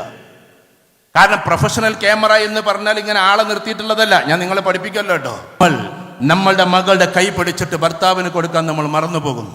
ചിലപ്പോൾ മകള് പോലും പോയി വരാട്ടൊപ്പാന്ന് പറഞ്ഞാൽ എല്ലപ്പോഴും ഇങ്ങനെ 10-15 വട്ടം പോയി വന്ന പോലൊക്കെയാണ് പോവുക. അങ്ങനെ ഒരു കരച്ചിലോ അല്ലെങ്കിൽ ഉമ്മയെ വേർപെടുന്ന ഒരു സങ്കടമോ ഒരു നൊമ്പരമോ ഇല്ലാതെ ഈ ദുഃഖസാന്ദ്രമായതിൽ നിന്നും സന്തോഷാത്മകതയെയും സന്തോഷത്തിൽ നിന്ന് ദുഃഖസാന്ദ്രതയെയും കൊണ്ടുവരുന്ന ഒരു വല്ലാത്തൊരു മുഹൂർത്തമുണ്ടല്ലോ വിവാഹത്തിൽ. ഉമ്മ എന്ന് പറഞ്ഞിട്ടൊരു ആലിംഗനമുണ്ടല്ലോ. ഉമ്മാക്ക് കൊടുക്കുന്ന ചുംബനം പോലും ക്യാമറയിൽ പകർത്തേണ്ടതല്ല എന്ന് മനസ്സിലാക്കി സ്നേഹത്തിന്റെ ചുംബനം കൊടുത്തുകൊണ്ട് തൻ്റെ പിതാവിൽ നിന്ന് അകന്നു പോകുന്ന പ്രിയപ്പെട്ട മകളായി നമ്മൾ ഓരോരുത്തരും മാറണമേ എന്നാണ് എനിക്ക് പറയാനുള്ളത്. ഒരു മനുഷ്യനും കൂടിയാണ് പി ഇബ്രാഹിം ഹാജി സാബ്. ഞാൻ പറഞ്ഞു വരുന്നത്, നമ്മുടെ കുടുംബത്തെ നമ്മൾ നിയന്ത്രിക്കുമ്പോൾ 4-5 കാര്യങ്ങൾ നമ്മൾ ശ്രദ്ധിക്കണം. ഒന്ന്, നല്ല വാല്യൂസ് നമ്മുടെ കുടുംബത്തിൽ ഉണ്ടാവുക എന്ന് ഏറ്റവും പ്രധാനം അതാണ്. നമ്പർ 2, സാമ്പത്തികപരമായ അച്ചടക്കത്തിന്റെ ഭാഗം നമ്മുടെ കുടുംബത്തിൽ ഉണ്ടാവുക. ഏതൊക്കെ എങ്ങനെയൊക്കെ എന്തിനൊക്കെ ഉപയോഗിക്കണമെന്ന് അതും തന്നെ ഉസ്മാൻ റളിയല്ലാഹു തആല അൻഹുവിന്റെ അല്ലെങ്കിൽ അബ്ദുറഹ്മാൻ ഇബ്നു ഔഫ് റളിയല്ലാഹു തആല അൻഹുവിന്റെ സ്ട്രാറ്റജി നമ്മൾ കടമെടുത്താൽ ബിസിനസ്സുകാരെ, നിങ്ങൾ കിട്ടുന്ന ലാഭത്തിൽ നിന്ന് 33% അതിലേക്ക് തന്നെ റീഇൻവെസ്റ്റ് ചെയ്യണം. ഇതാണ് ആര് പറഞ്ഞിട്ടുള്ളത്? അബ്ദുറഹ്മാൻ ഇബ്നു ഔഫ് റളിയല്ലാഹു തആല പറഞ്ഞിട്ടുള്ളത്. രണ്ടാമത്തത് 33%, ബാക്കി 33% ഉണ്ടല്ലോ, ഡൈവേഴ്സിഫിക്കേഷനിലേക്ക് വേണ്ടിയിട്ട് നിങ്ങൾ ഉപയോഗിക്കണമെന്നാണ്. വ്യത്യസ്ത ബിസിനസ്സിലേക്ക്. ഒന്ന്, ഏതിൽ നിന്നാണോ ലാഭം കിട്ടിയത് ആ ലാഭം കിട്ടിയ ബിസിനസ്സിലേക്ക് തന്നെ തിരിച്ചിടണം. മറ്റൊന്ന്, വ്യത്യസ്തമായ ബിസിനസ്സുകൾ തുടങ്ങണം. കാരണം ഒന്ന് പൊട്ടിയാലും ഒന്ന് തുടങ്ങാൻ നമുക്ക് സാധിക്കണം. അത് രണ്ടാമത്തെ 33. മൂന്നാമത്തെ 33-നെ 11-11-11 തിരിക്കണമെന്നാണ് അബ്ദുറഹ്മാൻ ഇബ്നു ഔഫ് റളിയല്ലാഹു തആല നമുക്ക് പഠിപ്പിച്ചു തന്നിട്ടുള്ളത്. ഞാൻ ഹാർവാർഡിന്റെ ഒരു കോഴ്സ് ചെയ്തിരുന്നു ബിസിനസ്സുമായി ബന്ധപ്പെട്ടിട്ട്. അതിൽ ഇതായിരുന്നു എൻ്റെ ടോപ്പിക്കായിട്ട് ഞാൻ സബ്മിറ്റ് ചെയ്തത്. അതിൽ 11 ടോട്ടൽ ലാഭത്തിന്റെ 11% മാത്രമേ നമ്മൾ നമ്മുടെ പ്രോഫിറ്റായിട്ട് പേഴ്സണലായിട്ട് എടുക്കാൻ പാടുള്ളൂ. ബാക്കി 11 നമ്മുടെ മറ്റ് കുടുംബത്തിലെ ആളുകളെ രക്ഷപ്പെടുത്താൻ വേണ്ടിയിട്ടാണ്. ജ്യേഷ്ഠന്റെ മക്കൾ, അനുജന്റെ മക്കൾ, പെങ്ങന്മാരെ മക്കൾ, അങ്ങനെ കുറെ ആൾക്കാരുണ്ട് നമുക്ക്. മൂന്നാമത്തെ 11 എന്ന് പറയുന്നത് സമൂഹത്തിന്റെ നന്മയ്ക്ക് വേണ്ടി, ഈ KMCC പോലെയുള്ള പഠനത്തിന് വേണ്ടി നമ്മൾ ചെലവാക്കേണ്ടതാണ്. അങ്ങനെ ചെയ്താൽ അബ്ദുറഹ്മാൻ ഇബ്നു ഔഫ് റളിയല്ലാഹു തആല പറഞ്ഞു, ഫുത്തിഹത് അബ്വാബുസ് സമാ, ആകാശത്തിന്റെ കവാടം നിങ്ങൾക്ക് വേണ്ടി തുറക്കപ്പെടുമെന്നാണ്. ഇന്ന് നമ്മുടെ പരിപാടി എന്താ? 1 കോടി നമ്മുടെ കയ്യിലുണ്ടെങ്കിൽ 3 കോടി രൂപയുടെ വീട് വെക്കും. എന്നിട്ട് 2 കോടി രൂപ പിന്നെ EMI അടച്ചങ്ങനെ പോവലാണ്. ജ്യേഷ്ഠന്റെ മോൻ അവിടെ കിടക്കുന്നുണ്ടാവും, പെങ്ങളെ മക്കൾ അവിടെയും കിടക്കുന്നുണ്ടാവും, പെങ്ങളെന്ന് നമ്മൾ വിളിക്കുന്നുണ്ടാവും, കുടുംബത്തിനെ നോക്കാതെ നമ്മൾ പോകുന്നുണ്ടാവും. ഞാൻ നിങ്ങളെ കുറിച്ചല്ല പറയുന്നത്. അതും കഴിഞ്ഞിട്ട് വേണം സത്യത്തിൽ നമ്മൾ KMCCയിലേക്ക് പോകാൻ. എനിക്ക് നല്ല ഉറപ്പുണ്ട്. 2000 വീട് അന്ന് പൂർത്തിയായപ്പോ പ്രിയപ്പെട്ട തങ്ങളുണ്ടായിരുന്നു കൂടെ. ദുബായിൽ വെച്ചിട്ട് ആ പരിപാടി നടന്നത് അദ്ദേഹത്തിന് തിരുവനന്തപുരത്ത് നിന്ന് ഒരു അവാർഡ് സ്വീകരിക്കാനുണ്ടായത് കൊണ്ട് അവിടെ നിന്ന് അങ്ങോട്ട് പോയി. അന്ന് 2000 വീട് തികഞ്ഞു. പിന്നെ അത് 5000-6000 ഒക്കെ ആയി. ബൈത്തുർ റഹ്മ. ആ സമയത്ത് സാദിഖ് അലി തങ്ങള് അത് കൊടുക്കുന്ന സമയത്ത് നമ്മൾ പല പ്രസംഗത്തിനും വേണ്ടി പോയപ്പോ അന്ന് 100 ദിർഹമും 500 ദിർഹമൊക്കെ എടുത്ത് നീട്ടുന്ന ആ കുട്ടികളെ കണ്ടാൽ അറിയാം അവർ ഇന്നേ വരെ അവരുടെ വീടിന് തറക്കല്ലിട്ടിട്ടില്ല എന്ന്. കേരളക്കര എന്ന് കേൾക്കുമ്പോൾ പോക്കറ്റുള്ള പൈസ എടുത്ത് കൊടുക്കാൻ, എവിടെയെങ്കിലും മണ്ണൊലിച്ചു എന്ന് കേൾക്കുമ്പോൾ ആ പാവങ്ങൾ എടുത്ത് കൊടുക്കാൻ. KMCCയിൽ സമ്പത്തുള്ള ആളുകൾ വളരെ കുറവാ. ബാക്കിയുള്ളവരൊക്കെ പാവങ്ങൾ തന്നെയാണ്, ബഹുഭൂരിപക്ഷം പാവങ്ങളാണ്. ആ പാവങ്ങൾ പോലും ഇത് കൊടുക്കുന്നത് ഈ കേരളക്കരയെ മോഹിച്ചുകൊണ്ടാണ്, ആഗ്രഹിച്ചുകൊണ്ടാണ്. നമ്മൾ പലപ്പോഴും നോക്കാറുണ്ട് എങ്ങനെയാണിത് തുടങ്ങുക, എങ്ങനെയാണിത് അവസാനിപ്പിക്കുക എന്നൊക്കെ. ഒരിക്കൽ ഒരു രാജ്യക്കാരനെ വിളിച്ച് ഞാൻ എപ്പോഴും സൂചിപ്പിച്ചിട്ടുണ്ട്, ഞങ്ങൾക്ക് ഇവിടെ KMCC തുടങ്ങണം സാറേ, നിങ്ങളൊന്ന് വരുമോ എന്ന് ചോദിച്ചപ്പോൾ, എടാ ഞാൻ KMCCൻ്റെ ആരുമല്ല, ഞാൻ മുസ്ലിം ലീഗിൻ്റെ ആരുമല്ല, അതുകൊണ്ട് ഞാൻ തന്നെ വരണമെന്ന് ചോദിച്ചു. അവസാനം പറഞ്ഞു നിങ്ങൾ വരണം, കാരണം ഇവിടെ എല്ലാവരും കൂടുമ്പോൾ അവിടുന്ന് KMCC അവിടുന്ന് ഉണ്ടാക്കാനേ പറ്റുള്ളൂ. ആദ്യമേ KMCC പറഞ്ഞ് ഞങ്ങൾ വിളിക്കുന്നില്ല, അങ്ങനെ ഇന്നാളൊക്കെ വിളിക്കാൻ പറഞ്ഞു. ഞങ്ങൾ രണ്ടാളും കൂടി പോയി. അങ്ങനെയാണ് ഓസ്ട്രേലിയയിൽ ആദ്യമായിട്ട് KMCC രൂപാന്തരപ്പെടുത്തിയത്. പ്രിയപ്പെട്ട മെൽബെള്ളെ, അവിടുത്തെ MBA കുട്ടികളൊക്കെ അടങ്ങുന്ന ഒരു സംഘം. അവിടുത്തെ ഒരു മനോഹാരിത എന്താന്ന് ചോദിച്ചാൽ അതും കൂടി നിങ്ങളോട് പറയാണ്. കേരളത്തിൽ നിന്ന് പോയിട്ടുള്ള ആളുകൾ എവിടെയൊക്കെ ഉണ്ടോ, US-ലുണ്ട്, UK-യിലുണ്ട്, ബ്രിട്ടൻ KMCCന്റെ പരിപാടിക്ക് നമ്മൾ പോയിട്ടുണ്ട്. വ്യത്യസ്ത രാജ്യങ്ങൾ, ജർമ്മനിയിലുണ്ട്, എല്ലായിടത്തും ഉണ്ട്. പക്ഷേ ആദ്യം തുടങ്ങുന്നത് അവിടെ, അത് ഓസ്ട്രേലിയയിൽ ആദ്യം തുടങ്ങാൻ. പക്ഷെ ഒരു കാര്യം നമ്മൾ മനസ്സിലാക്കണം, എല്ലായിടത്തും പ്രസിഡന്റും സെക്രട്ടറി ഒക്കെ ഉണ്ടാകും. പറയുമ്പോൾ വിവാദമായിട്ട് നിങ്ങൾ വിചാരിക്കരുത് കേട്ടോ. പക്ഷെ ഇന്നേ വരെ ഒരു പ്രസിഡന്റും സെക്രട്ടറിയും ഇല്ലാത്ത ഒരേ ഒരു KMCC മാത്രമേ ഈ ഗ്ലോബിലുള്ളൂ, ഈ ലോകത്തിലുള്ളൂ. അത് ഓസ്ട്രേലിയൻ KMCC മാത്രമാണ്. കാരണം പ്രസിഡന്റും സെക്രട്ടറി ആയാൽ എല്ലാവർക്കും അതിൽ കയറിയിരിക്കാൻ ഒരു മോഹം ഉണ്ടാവും. അതുവഴി ചിലപ്പോൾ എന്തെങ്കിലുമൊക്കെ പ്രശ്നം ഉണ്ടാവും എന്ന് വിചാരിച്ചിട്ട് നമ്മൾ ആരെയും പ്രസിഡന്റും ആക്കിയിട്ടില്ല, ആരെയും സെക്രട്ടറി ആക്കിയിട്ടില്ല. അത് രൂപീകരിച്ചിട്ട് പകലും ഒരു കാര്യം നമ്മളോട് ആവശ്യപ്പെടുന്ന സമയത്ത് ഒരിക്കലും നിങ്ങൾ അതിന് വിമുഖത കാണിക്കരുത്. പ്രത്യേകിച്ച് സ്ത്രീകളോട്. ഞാനിവിടെ പിരിവിൻ്റെ കാര്യത്തിന് ഞാൻ ഒരു ജീവിതത്തിൽ ഒരിക്കലും പ്രസംഗത്തിൽ പിരിവ് ഞാൻ നടത്തിയിട്ടില്ല. പ്രസംഗിക്കുന്ന സമയത്ത് ബക്കറ്റ് ഇങ്ങനെ പോവുകയാണെങ്കിൽ അതവിടെ വെച്ചോളൂ, എനിക്കൊരു പൈസയും തരണ്ടെന്ന് ഞാൻ പറയില്ല.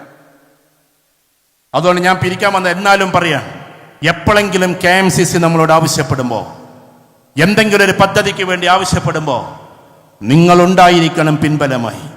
ഈ ലോകത്തിൽ നിങ്ങൾ അറിയണം, കാലിക്കറ്റ് യൂണിവേഴ്സിറ്റി എന്ന് പറയുന്ന ഒരു യൂണിവേഴ്സിറ്റി ഉണ്ടാക്കണമെന്ന് നിങ്ങൾ കാസർഗോഡ് അടങ്ങുന്ന ജില്ലക്ക്, കാസർഗോഡ്, കണ്ണൂർ, മലപ്പുറം, വയനാട്, കോഴിക്കോട്, തൃശ്ശൂരിൻ്റെ ഒരു ഭാഗവും അടങ്ങുന്ന മൊത്തം ജില്ലക്ക് ഒരു യൂണിവേഴ്സിറ്റി വേണമെന്ന് അന്നൊരു പാവം കോയ ആവശ്യപ്പെട്ടു. എവിടെ? നമ്മുടെ നിയമസഭയിൽ. നിങ്ങളൊന്ന് അടിച്ചു നോക്ക്. ആ സമയത്ത് അന്നത്തെ ആള്, ഈ അടുത്തിടെ മരിച്ചുപോയ ആള് വരെ അന്നുണ്ടാ ചോദ്യം ചോദിച്ചതിൽ, കൊട നന്നാക്കുന്നവർക്ക് എന്തിനാണ് യൂണിവേഴ്സിറ്റി? നമ്മളെല്ലാവരെയും, കാസർകോട്ടുകാരെയും മലപ്പുറത്തുകാരെയും വെറും കൊട നേരാക്കുന്ന ആളുകളായി, കൊടക്കമ്പി നേരെയാക്കുന്ന ആളുകളായി മാറ്റി. അന്ന് കൊട നന്നാക്കുന്നവർക്ക് എന്തിനാണ് യൂണിവേഴ്സിറ്റി? അഥവാ 3ാം ക്ലാസ്സും കുസ്തിയൊക്കെയല്ലേ ഉള്ളൂ, ഇപ്പൊ തന്നെ നിങ്ങൾക്ക് ഇതിനെക്കുറിച്ച് ആലോചിക്കുകയാണോ എന്നുള്ളതായിരുന്നു ചോദ്യം. അന്ന് തിരുവനന്തപുരത്ത് നിന്ന് പത്മിനി കാറിൽ അത്തോളിയിൽ വന്നിറങ്ങുന്നത് വരെ ആ പാവം മനുഷ്യൻ കരഞ്ഞു. ഇവിടെ ലത്തീഫ് പറഞ്ഞല്ലോ, ഈ KMCCയും CH സെന്ററും ഒക്കെ ഒരു നാണയത്തിന്റെ 2 ഇരുവശങ്ങളാണ് എന്ന്. ആ പാവം മനുഷ്യൻ കരഞ്ഞു. അന്ന് മുതൽ പ്രസംഗിച്ചിട്ടുണ്ട്. ചരിത്രം നിങ്ങൾ പരിശോധിക്കൂ. നിങ്ങളുടെ ഈ കാസർഗോഡിന്റെ മഞ്ചേശ്വരം മുതൽ, കേരളം അവസാനിക്കുന്ന മഞ്ചേശ്വരം മുതൽ മലബാർ അവസാനിക്കുന്ന ചാവക്കാട് വരെ തെരുവോരങ്ങളിൽ കടന്ന് പ്രസംഗിച്ചു ആ പച്ചയായ മനുഷ്യൻ. അന്ന് പ്രസംഗിച്ചത് എന്താണെന്നറിയോ? പുതിയ തലമുറക്ക് ആ ഭാഷ അറിയില്ല. നിങ്ങൾ 4 തൊട്ടെറിഞ്ഞത്, നിങ്ങൾ 8 തൊട്ടെറിഞ്ഞവ, എൻ്റെ പ്രിയപ്പെട്ട ഉമ്മാമ്മമാരെ, കാച്ചുതുണിയെടുത്ത ഉമ്മാമ്മമാരെ. കാച്ചുതുണി എന്ന് പറഞ്ഞ തുണിയെ നിങ്ങൾക്ക് അറിഞ്ഞുകൂടെ? ചിലപ്പോൾ ഇപ്പോൾ പഴയ ആൾക്കാർക്കൊക്കെ അറിയാം. അതിനൊരു കോന്തലയുണ്ടായിരുന്നു. കോന്തലയിൽ കെട്ടുക എന്നാ പറയാ. 4 എന്ന് പറഞ്ഞാൽ 25 പൈസ, 8 എന്ന് പറഞ്ഞാൽ 50 പൈസ. അത് ഈ കോന്തലയിലെ കെട്ടിവെക്ക സ്ത്രീകൾ. നിങ്ങളുടെ കോന്തലയിൽ കെട്ടിവെച്ച 50 പൈസ അഥവാ നാണയത്തൊട്ടുകൾ എറിഞ്ഞത് 4 അണയുടെ 8 അണയുടെ. അന്ന് യൂണിവേഴ്സിറ്റി എന്ന് ഇംഗ്ലീഷിലോ സർവകലാശാല എന്ന് മലയാളത്തിലോ പൂർത്തീകരിച്ച് പറയാൻ കഴിയാത്ത പാവം ഉമ്മാമ്മമാർ എറിഞ്ഞു കൊടുത്ത ആ പൈസ കൊണ്ട് തുടങ്ങി വെച്ചതാണ് പ്രശസ്തമായ കാലിക്കറ്റ് യൂണിവേഴ്സിറ്റി എന്ന് നമ്മൾ ഓരോരുത്തരും തിരിച്ചറിയേണ്ടതുണ്ട്. അല്ലാതെ ആരുടെയും ഔദാര്യം കൊണ്ട് തുടങ്ങിയതല്ല. നിങ്ങൾ ഇവിടെ നിന്ന് പോയിട്ട് വീട്ടിൽ പോയിട്ട് ഞാൻ വിദ്യാർത്ഥികളോട് പറയുന്നു, നിങ്ങൾ ലീഗുകാരുടെ പ്രസംഗം കേൾക്കല്ലേ, KMCCക്കാരുടെ പ്രസംഗം കേൾക്കല്ലേ. ഈ കാര്യത്തിൽ നിങ്ങൾ പോയിട്ട് ജസ്റ്റ് വീട്ടിൽ പോയിട്ടൊന്ന് ഗൂഗിൾ ചെയ്ത് നോക്ക്, who is the founder of Calicut university എന്ന്. ആ ഗൂഗിൾ നിങ്ങൾക്ക് മറുപടി പറഞ്ഞു തരും. ChatGPTയുടെ പ്രൈമും നോർമലും നിങ്ങൾക്ക് മറുപടി പറഞ്ഞു തരും. ഒരേ ഒരു മറുപടി, CH Muhammad Koya is the founder of Calicut university എന്നും. ആ യൂണിവേഴ്സിറ്റിയിൽ നിന്നാണ് പിന്നീട് നമ്മളെല്ലാവരും ഡിഗ്രി പഠിച്ച് PG പഠിച്ച് പുറത്തിറങ്ങുന്നത്. അതുകൊണ്ട് CH മുഹമ്മദ് കോയ സാഹിബ് സ്വപ്നം കണ്ടതുപോലെ KMCCയുടെ വക്താക്കളോട് ഞാൻ പറയുന്നു, നമ്മുടെ ഭാവിയിലുള്ള തലമുറ മാസ്മരിക വിദ്യാഭ്യാസം കഴിഞ്ഞ ആളുകളായിരിക്കണം. നാളെ നിങ്ങൾ KMCCക്കാർ ഇവിടെ വന്നിട്ട് ആദരിക്കപ്പെടുന്ന സമയത്ത് ആദരിക്കുമ്പോ ഒരുപാട് IITians വന്നിട്ടായിരിക്കണം ഇവിടെ നിന്ന് ഈ ആദരം ഏറ്റുവാങ്ങേണ്ടത്. കാരണം ഈ കാണുന്ന കാസർഗോഡ് ജില്ലയുടെ KMCCയുടെ ആ ഒരു പ്രബലമായ പിന്താങ്ങ് കൊണ്ട് ഏറ്റവും കൂടുതൽ ആളുകൾ ഇറങ്ങേണ്ടത് IITയിൽ നിന്നാണ്. എന്താ IITയുടെ പ്രത്യേകത? നമുക്ക് IIT എന്നൊക്കെ പറഞ്ഞാൽ ചിലപ്പോൾ ചെറുതായിട്ടൊക്കെ തോന്നും. സൂര്യനാരായണൻ അദ്ദേഹത്തിന്റെ മകൻ, അദ്ദേഹം ഇൻഫോസിസിന്റെ ചെയർപേഴ്സണാണ്. അദ്ദേഹം US കൊണ്ടുപോയിട്ടാണ് മകനെ ചേർത്തത് പഠിക്കാൻ. അങ്ങനെ ഒരിക്കലും മകനെ കാണാൻ വേണ്ടി US പോയി. അതും കൂടി നിങ്ങളൊന്ന് വായിക്കണം. അതിന്റെ കൂട്ടത്തിൽ US പോവാണ് മകനെ കാണാൻ. ആ സമയത്ത് അവിടെ നിന്ന് ചോദിക്കുകയാണ്, നിങ്ങൾ എന്താ സാർ ഇന്ത്യയിലെ ഇത്രയും വലിയ സ്ഥാപനങ്ങളൊക്കെ ഉണ്ടായിട്ട് US കൊണ്ടുവന്ന് ചേർത്തത് എന്ന പത്രക്കാരുടെ ചെറുതായിട്ട് ഒരു കൊളുത്തി വലിഞ്ഞ ഒരു ചോദ്യം. അദ്ദേഹം അന്ന് മറുപടി എന്താ കൊടുത്തതെന്നറിയോ? IITയുടെ എൻട്രൻസ് എക്സാമായ JEE പാസ്സാകാത്തത് കൊണ്ട് എന്നാണ്. ജോയിന്റ് എൻട്രൻസ് എക്സാം പാസ്സാകാത്തത് കൊണ്ട്. അതുകൊണ്ട് IITയെ നമ്മൾ ചെറുതാക്കണ്ട. നിങ്ങളറിയോ, ഇന്ന് ലോകത്തിലെ ഏറ്റവും ടോപ്പ് മദർ കമ്പനി അത് ആൽഫബറ്റ് ആണ്. അതിന്റെ ഒരു കമ്പനിയാണ് ഗൂഗിള്. ആ ആൽഫബറ്റിന്റെ തലക്കത്തിരിക്കുന്നത് ആരാന്നറിയോ? ഈ പറയുന്ന IITയിൽ നിന്നും ഇറങ്ങിയിട്ടുള്ള ആളാണ്. അദ്ദേഹത്തിന്റെ പേരാണ് സുന്ദർ പിച്ചേ. അതുകൊണ്ട് നമ്മുടെ കുട്ടികൾ അടുത്ത കാലഘട്ടത്തിൽ ഉയർന്നു പോകട്ടെ, അതിനുള്ള പദ്ധതികൾ നമ്മൾ തയ്യാറാക്കണം. എങ്ങനെയാണ് നമ്മുടെ കുട്ടികളെ JEE എഴുതിപ്പിച്ചിട്ട് അതിമനോഹരമായി IITയിൽ എത്തിക്കുക എന്ന് നമ്മൾ ചർച്ച ചെയ്യണം. നിങ്ങളിപ്പോൾ ഇവിടെ അതിമനോഹരമായി ഡയാലിസിസ് സെന്ററിന് 10 ലക്ഷം രൂപ കൊടുത്തല്ലോ. ഞാൻ അതിനൊന്ന് തലതിരിച്ച് പറഞ്ഞോട്ടെ. നല്ലത്, ഏറ്റവും നല്ല രീതിയിൽ എല്ലാ പ്രാർത്ഥനകളും നിങ്ങളുടെ കൂടെ ഉണ്ടാകുന്നു. എല്ലാ രീതിയിലും അതിനെ അനുമോദിച്ചുകൊണ്ടും ശ്ലാഘിച്ചുകൊണ്ടും പറഞ്ഞോട്ടെ, എങ്ങനെയാണ് കിഡ്നി രോഗം ഇല്ലാതിരിക്കുക എന്നുള്ള ഒരു സെമിനാറെങ്കിലും നമ്മൾ നടത്തിയിട്ടുണ്ടോ? പ്രൊആക്റ്റീവായിട്ട് പോകണം, നമ്മൾ റിയാക്റ്റീവായിട്ട് പോകണം. കുറേ ആൾക്കാർക്ക് ഈ രോഗം വന്നിട്ട് ഡയാലിസിസ് സെന്ററിൽ തുടങ്ങലല്ല അതിൻ്റെ രീതി. വരാനിരിക്കുന്ന ആളുകൾക്ക് അതെങ്ങനെ വരാതിരിക്കുക എന്നതിൻ്റെ ഭക്ഷണ ക്രമീകരണങ്ങളും അവിടെ അച്ചടക്കപരമായ രീതിശാസ്ത്രങ്ങളും എങ്ങനെയാണ് പാലിക്കേണ്ടത് എന്ന സെമിനാറുകൾ നടക്കട്ടെ. ആ സെമിനാറിൽ അറ്റൻഡ് ചെയ്തിട്ടുള്ള ആളുകളുടെ ജീവിതശൈലി മാറിയിട്ടെങ്കിലും വിധി എന്ന് പറഞ്ഞാൽ, അപ്പം നിങ്ങൾ വിചാരിക്കും അതൊക്കെ പടച്ചോന്റെ വിധി ഉണ്ടെങ്കിൽ നടക്കൂലേ? പടച്ചോന്റെ വിധി രണ്ടെണ്ണമാണ്, വളരെ ശ്രദ്ധിച്ച് കേൾക്കണം. ഒന്ന് ഖദ്റെ മജ്ബൂരി, മറ്റൊന്ന് ഖദ്റെ ഇഖ്തിയാരി. അത് നമ്മൾ തെറ്റരുതൊരിക്കലും. ഈ ബിൽഡിങ്ങിന്റെ മുകളിൽ കയറിയിട്ട് താഴോട്ട് ചാടിയിട്ട് ഞാൻ പറയാണ് ഇത് പടച്ചോന്റെ വിധിയാന്ന് പറഞ്ഞാൽ ഇറ്റ് ഈസ് സൂയിസൈഡ്, അത് ആത്മഹത്യയാണ്. അതിന് തെറ്റുണ്ട്, കുറ്റമുണ്ട്, ശിക്ഷയുണ്ട് പടച്ചോന്റെ അടുത്തുനിന്ന്. അങ്ങനെ ചാടാൻ പാടില്ല. ഇങ്ങനെ ഓടി വരുന്ന വണ്ടിയുടെ മുന്നിലേക്ക് കണ്ട് ചാടിയിട്ട് പടച്ചോന്റെ വിധിയാന്ന് പറഞ്ഞാൽ ആത്മഹത്യ ചെയ്യാൻ പാടുണ്ടോ? അതിന് തെറ്റുണ്ട്, കുറ്റമുണ്ട്, ശിക്ഷയുണ്ട് അള്ളാഹുവിന്റെ അടുക്കൽ നിന്ന്. അപ്പം മജ്ബൂരിയായിട്ട് വരുന്ന നമുക്ക് നിവൃത്തിയൊന്നുമില്ല. പക്ഷെ ഏറ്റവും കൂടുതൽ വിധി വരുന്നത് ഇഖ്തിയാറിലൂടെയാണ്. ഇഖ്തിയാർ തെരഞ്ഞെടുത്തിട്ടാണ്. അതുകൊണ്ട് തെരഞ്ഞെടുപ്പാണ് എന്ത്? നമ്മുടെ കിഡ്നി രോഗങ്ങളിൽ പലതും. അതല്ലാതെയും വരാം.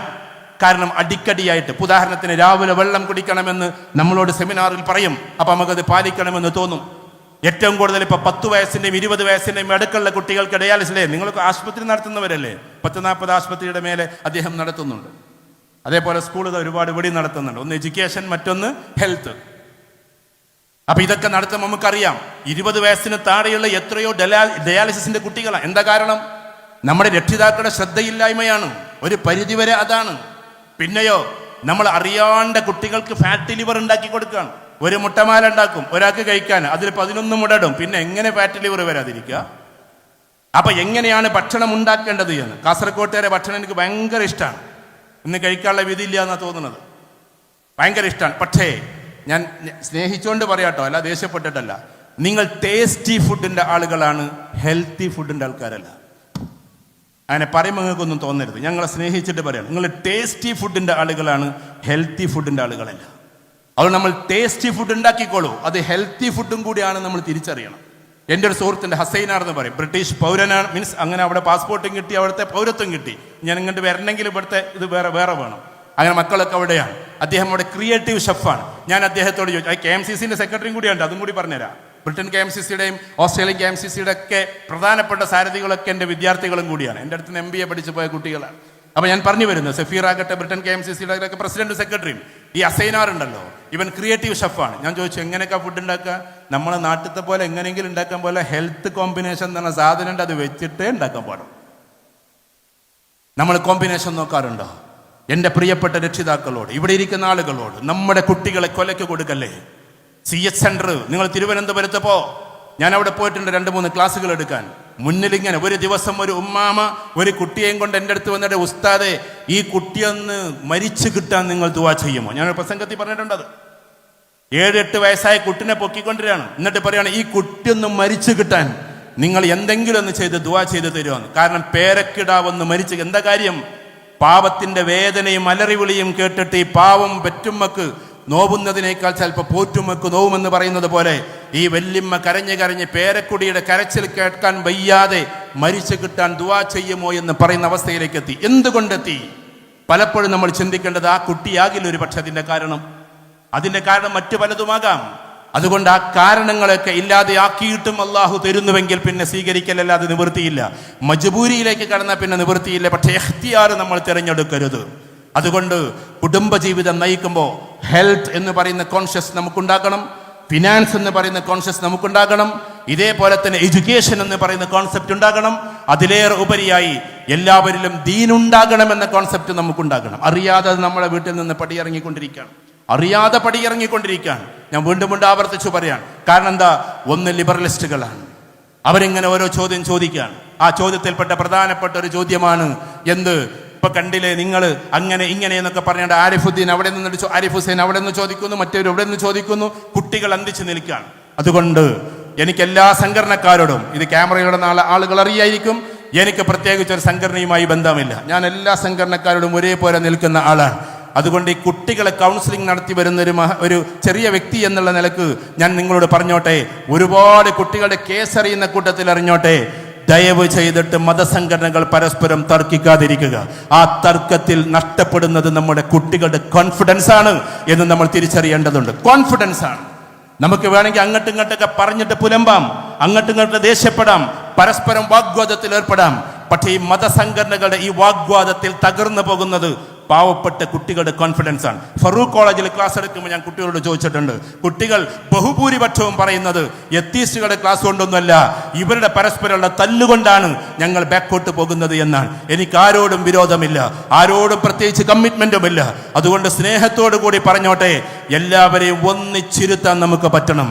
സംഘടനാപരമായ സങ്കുചിതത്വമില്ലാതെ എല്ലാം തുറന്നു പറഞ്ഞു എല്ലാവരെയും ഒന്നിച്ചു നിർത്താൻ പറ്റുന്ന പ്ലാറ്റ്ഫോമിന്റെ ഒരേ ഒരു പേര് ഇന്ത്യൻ യൂണിയൻ മുസ്ലിം ലീഗ് എന്നാണ്. അത് അങ്ങനെ തന്നെ നമ്മൾ തീരുമാനിക്കണം. എല്ലാവർക്കും ഒന്നിച്ചിരിക്കാനുള്ള വേദിയാണ് അത്. അതിനൊരിക്കലും തകർത്തെറിയരുത്. ഒരു സംഘടന തകരുന്നത് എപ്പോഴാണെന്നറിയോ? സംഘടന തകരുന്നത് എപ്പോഴാ?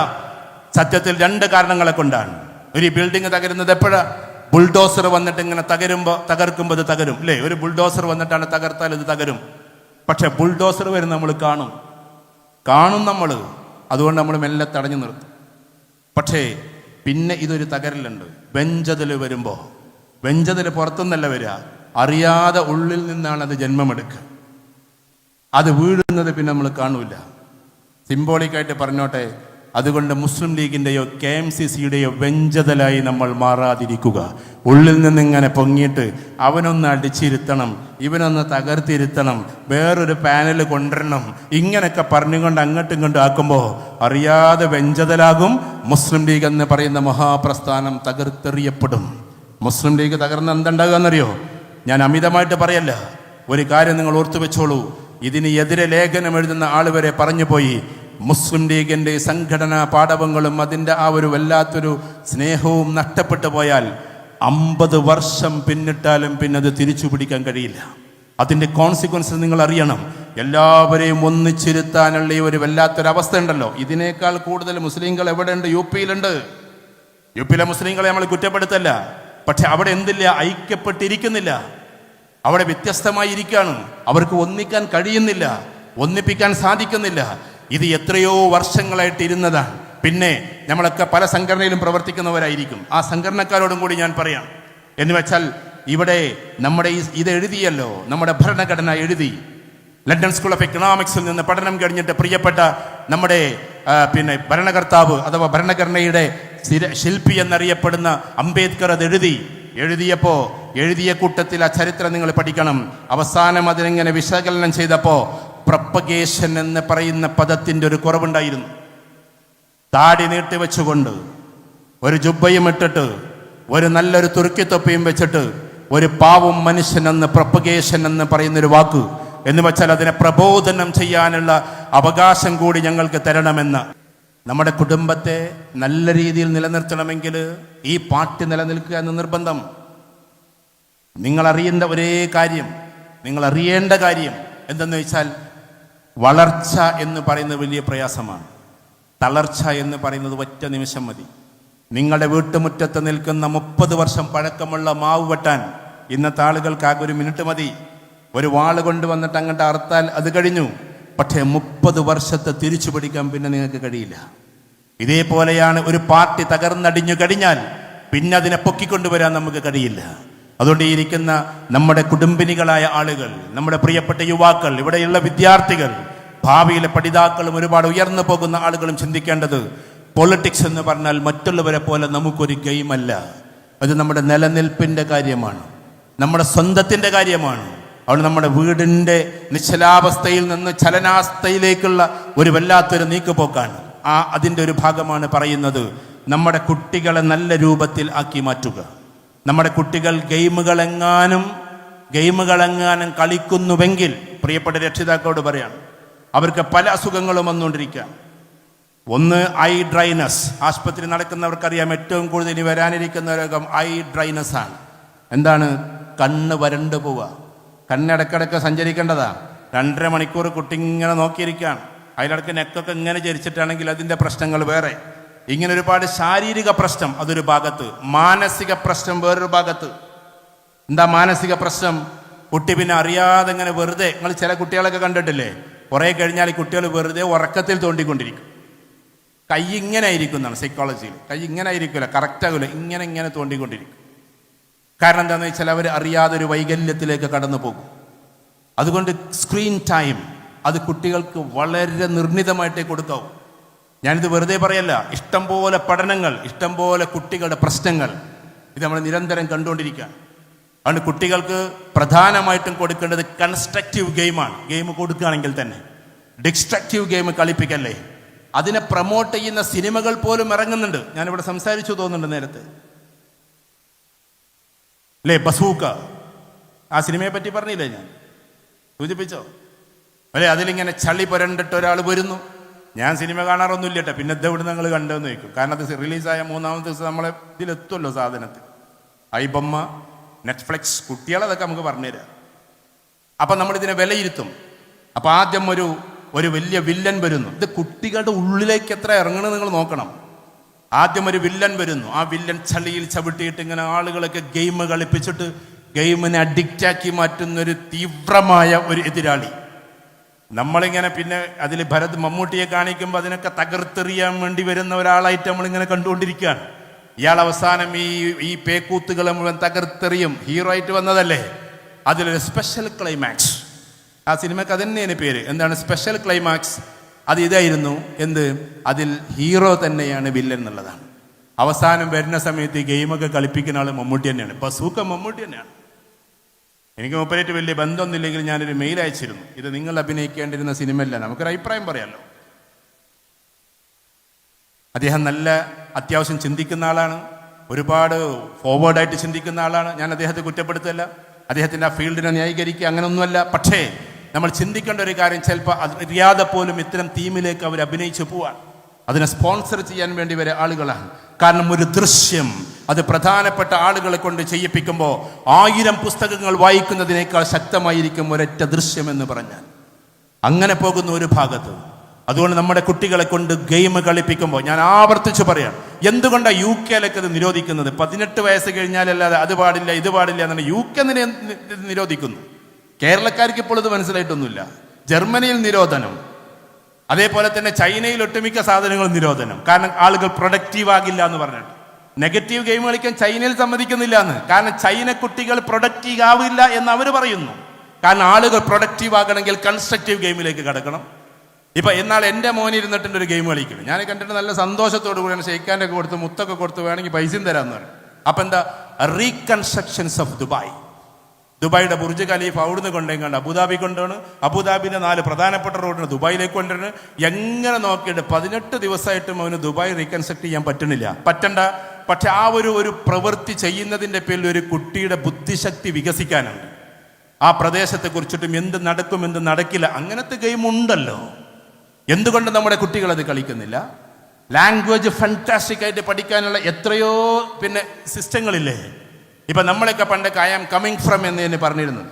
അത് മൊത്തത്തിൽ തെറ്റാണെന്നുള്ളത് ഇപ്പം അടുത്ത കാലത്ത് പറയാൻ തുടങ്ങിയില്ലേ. പണ്ടേ പറയാറുണ്ട്. ആർ യു ഫ്രം എന്ന് ചോദിക്കുമ്പോൾ I am coming from Kerala എന്നൊക്കെ പറയും.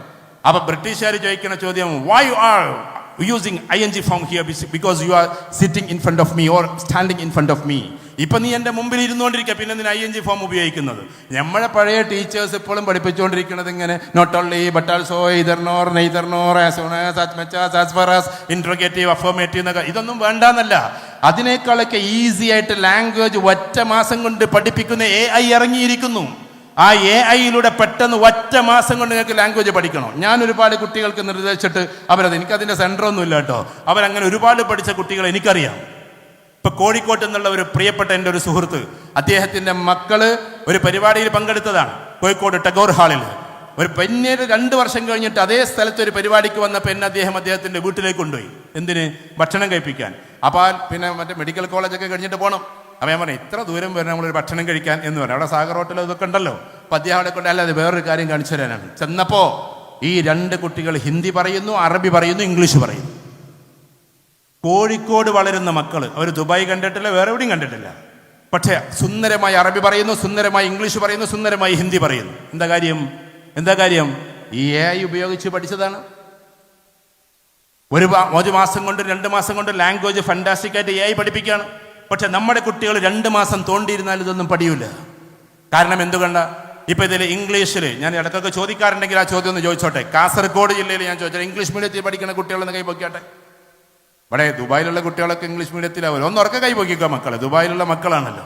ഒന്ന് ഉറക്കെ കൈ പൊക്കടാ, പൊക്കിക്കോ, ഇതൊന്നും കാണിക്കണ്ട.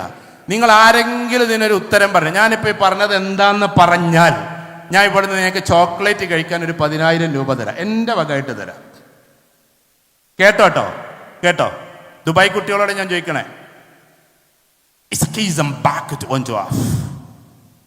ചെറിയൊരു സെന്റൻസാണ്, ബറാക്ക് ഒബാമയുടെ പ്രസംഗത്തിലുള്ളൊരു വാക്കാണ്. എന്താന്ന് പറഞ്ഞാൽ ഞാൻ 10,000 രൂപ ഇവിടുന്ന് തരാം. ഒന്നും കൂടി പറയട്ടെ.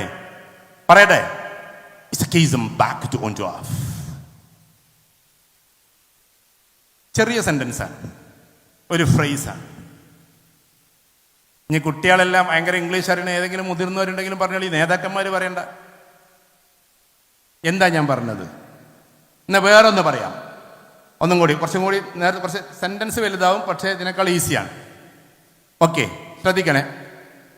If you are ready to imbibe your quality which is concerned as a part of the history today.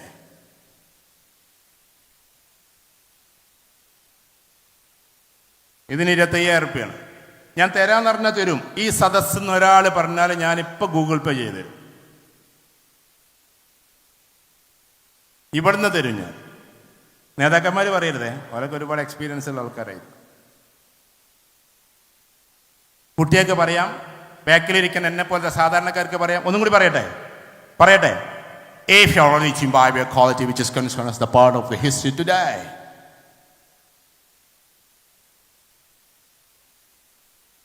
ഇപ്പം നിങ്ങൾക്ക് ഇത് തിരിയാത്തത് എന്തുകൊണ്ടാണെന്നറിയോ? നിങ്ങൾ എൻ്റെ 8 മണിക്കുള്ള ട്രെയിന് വരെ ഇരുന്നാലും നിങ്ങൾക്ക് തിരിയില്ല എന്ന് എനിക്കറിയാം. കാരണം എന്താണെന്ന് വെച്ചാൽ ലിസണിങ് സ്കില്ല് എന്ന് പറഞ്ഞൊരു സ്കില്ലുണ്ട് മനുഷ്യന്. ഭാഷ അറിഞ്ഞാൽ പോരാ, കേൾക്കുമ്പോൾ തിരിയുക എന്നൊരു സ്കില്ലുണ്ട്. നിങ്ങളെങ്ങാനും ഭാവിയിൽ പഠിച്ചുയർന്നിട്ട് ടോപ്പ് റേഞ്ചിലേക്ക് ഒരു പൊസിഷനിലേക്ക് ഉയർത്തുകയാണെങ്കിൽ ഇംഗ്ലീഷുകാർക്ക് തോന്നുകയാണ് നിങ്ങളങ്ങോട്ട് കയറണ്ടെന്ന് തോന്നിയാൽ അവർ ലാംഗ്വേജ് ടെസ്റ്റ് ചെയ്ത് ചോദിക്കുക ചെയ്യുക. ഇപ്പം നിങ്ങൾക്ക് 25,000 നഷ്ടപ്പെട്ടതുപോലെ ഭാവിയിൽ 2.5 കോടിയും 25 കോടിയും 250 കോടിയും ഒരു പക്ഷേ ലാംഗ്വേജ് കേട്ടിട്ട് തിരിയാത്തതിൻ്റെ പേരിൽ നിങ്ങൾക്ക് നഷ്ടപ്പെടും. ഞാൻ ഉറപ്പിച്ചു പറയുന്നു. കാരണം എഡ്യൂക്കേഷൻ എന്ന് പറഞ്ഞാൽ സ്കിൽസാണ്. ഒരു മനുഷ്യനെ ഒരാൾ പറയുന്നതിന് listening, speaking, reading and writing, ഈ ഒരു രീതിയിലൂടെ നമ്മൾ പഠിച്ചു മുന്നോട്ട് പോകലാണ്. അത് ദുബായിൽ പഠിച്ചതുകൊണ്ടോ ഇവൻ UK പഠിച്ചതുകൊണ്ടോ ഒന്നും കാര്യമില്ല. അത് നമ്മൾ കേട്ടുകൊണ്ടേയിരിക്കണം.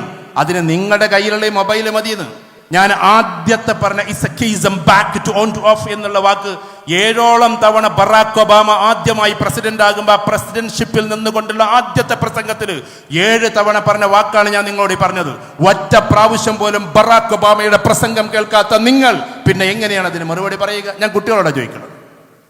അപ്പൊ ബറാക്ക് ഒബാമയുടെ പ്രസംഗം നിങ്ങൾ കേൾക്കണമെന്ന് ചോദിക്കും. മാർട്ടിൻ ലൂതർ കിങ് കഴിഞ്ഞാൽ അമേരിക്കൻ പ്രസിഡന്റുമാരിലെ ഏറ്റവും വലിയ പ്രഭാഷകനാണ് ബറാക്ക് ഒബാമ. മറ്റതൊക്കെ റിയൽ എസ്റ്റേറ്റുകാരനാണ്. ഇപ്പോഴുള്ള ആളൊക്കെ ഭൂമി കച്ചവടത്തിലൂടെ അങ്ങനെ കയറി വന്ന ആളാണ്. ബറാക്ക് ഒബാമ ഒരു നല്ലൊരു പ്രസിഡന്റാണ്. അദ്ദേഹത്തിന്റെ പ്രസിഡന്റ് വാക്കിൽ ഇതുണ്ട്, ടൈറ്റിൽ എഴുതി കാണിക്കുന്നുണ്ട്. ഇപ്പൊ എന്തുകൊണ്ട് നഷ്ടപ്പെട്ടത് 25,000 നിങ്ങൾക്ക് വലിയ പുല്ലുവിലക്കായിരിക്കും. പക്ഷേ ഇതേപോലെ വലിയ നഷ്ടങ്ങൾ നമുക്ക് വരും.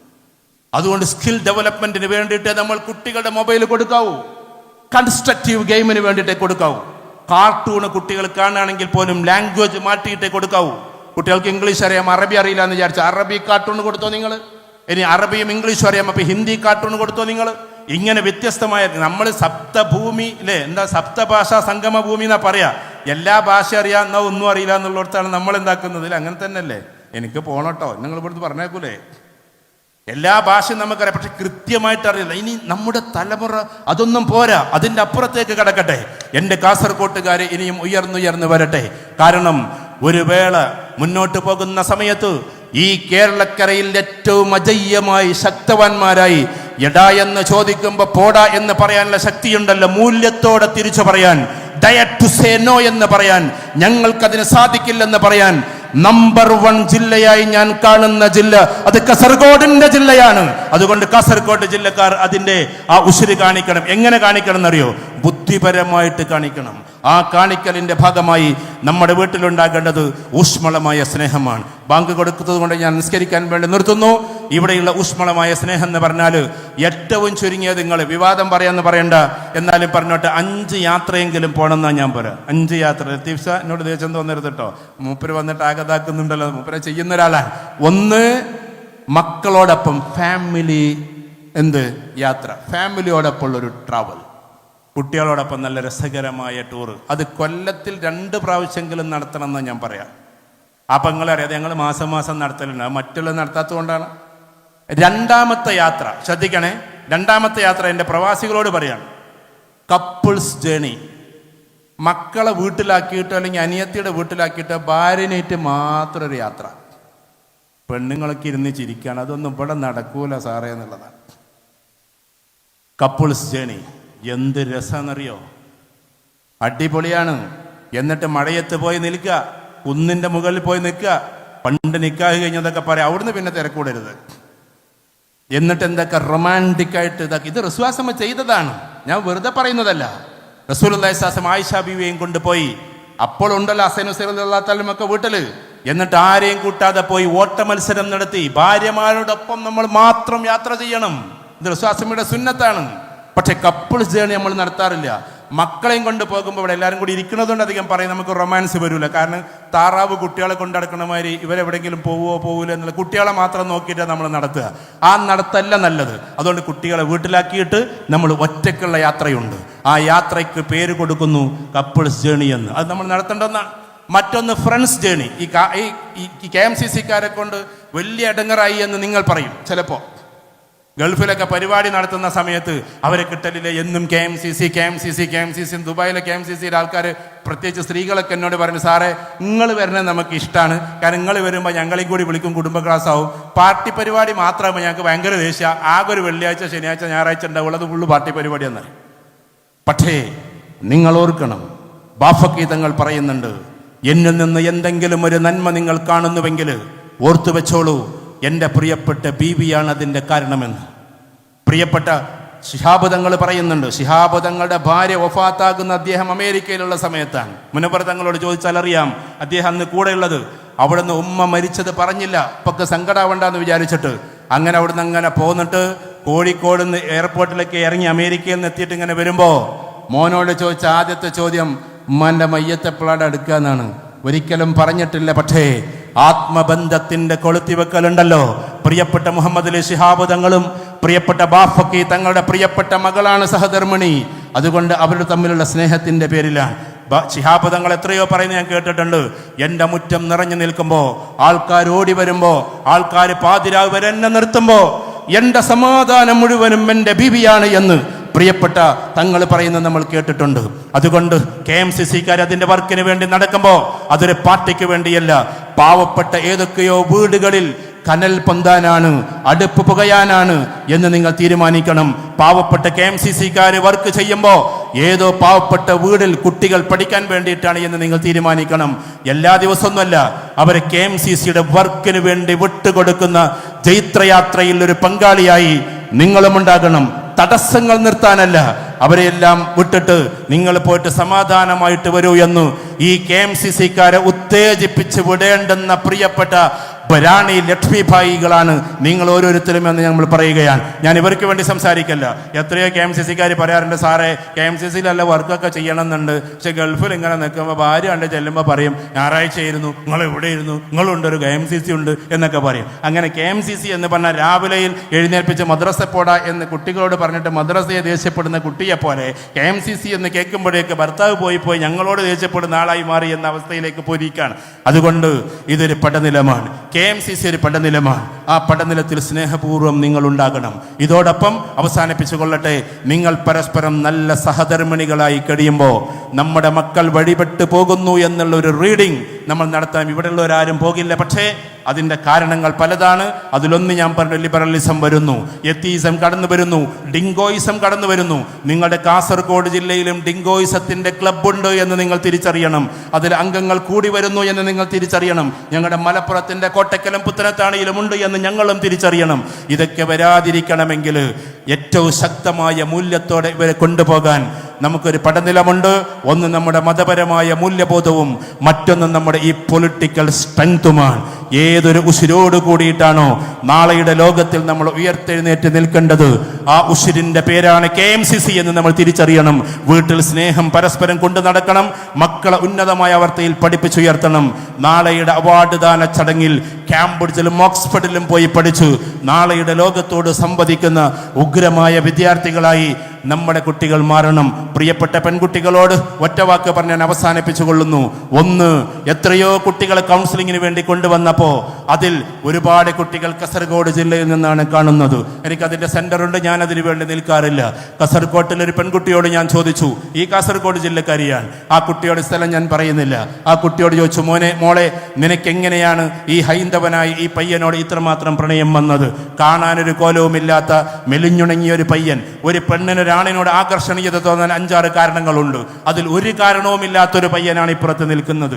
ഈ ഒരു കാരണവുമില്ലാത്ത ഈ പയ്യനെ എങ്ങനെയാണ് നീ ഇങ്ങനെയൊക്കെ ഇത്ര വലിയ ബന്ധത്തിലായത് എന്ന ചോദ്യത്തിന് ആ കുട്ടി പറഞ്ഞ മറുപടി, ഈ നിങ്ങളുടെ ജില്ലയിൽ നിന്ന് വന്ന ആ പെൺകുട്ടി പറഞ്ഞ മറുപടി കരഞ്ഞുകൊണ്ട് പറഞ്ഞത്, സാർ, അവൻ പ്രൊഫൈല് മാറ്റിയിട്ടാണ് ആദ്യം മെസ്സേജ് തുടങ്ങിയത് എന്നാണ്.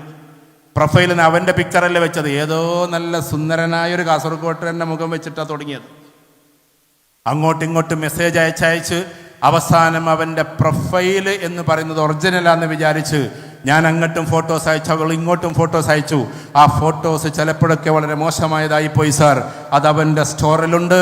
അതുകൊണ്ട് അവൻ ഇപ്പം പറയുന്നത് ഞാനിത് പ്രസിദ്ധീകരിക്കും, സോഷ്യൽ മീഡിയയിൽ എടുക്കിടും, അതുകൊണ്ട് നീ എന്നെ വിവാഹം കഴിക്കണമെന്നാണ്. ആ കുട്ടി പറയാണ്, സാറേ, നിങ്ങൾ ഇങ്ങനെയൊക്കെ കൗൺസിൽ ചെയ്യുമ്പോൾ ഇതെന്നൊക്കെ പിന്മാറണമെന്ന് എനിക്ക് ആഗ്രഹമുണ്ട്, പക്ഷേ അവനത് സോഷ്യൽ മീഡിയയിൽ ഇടുമോ എന്ന് പേടിയാണ്. എൻ്റെ പ്രിയപ്പെട്ട KMCCക്കാരോട്, നിങ്ങൾ നർക്കോട്ടിക് സെല്ലുമായി ബന്ധപ്പെട്ടിട്ട് ഇതൊക്കെ പരിപാലിക്കുന്നത് പോലെ ഇതിൻ്റെ പ്രത്യേകമായ വിങ്ങുണ്ട്.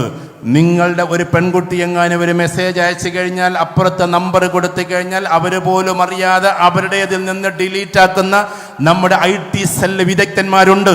അതുകൊണ്ട് ഒരു ഫോട്ടോയുടെ പേരിൽ ആരും ഭയപ്പെടേണ്ടതില്ല, അത് സോഷ്യൽ മീഡിയയിൽ എത്തുമെന്നും ആരും ഭയപ്പെടേണ്ടതില്ല. നമ്മൾ ചെയ്യേണ്ടതൊന്നു മാത്രം, ഒരു സംഘബലത്തിൻ്റെ കൂടെ നിൽക്കലാണ്.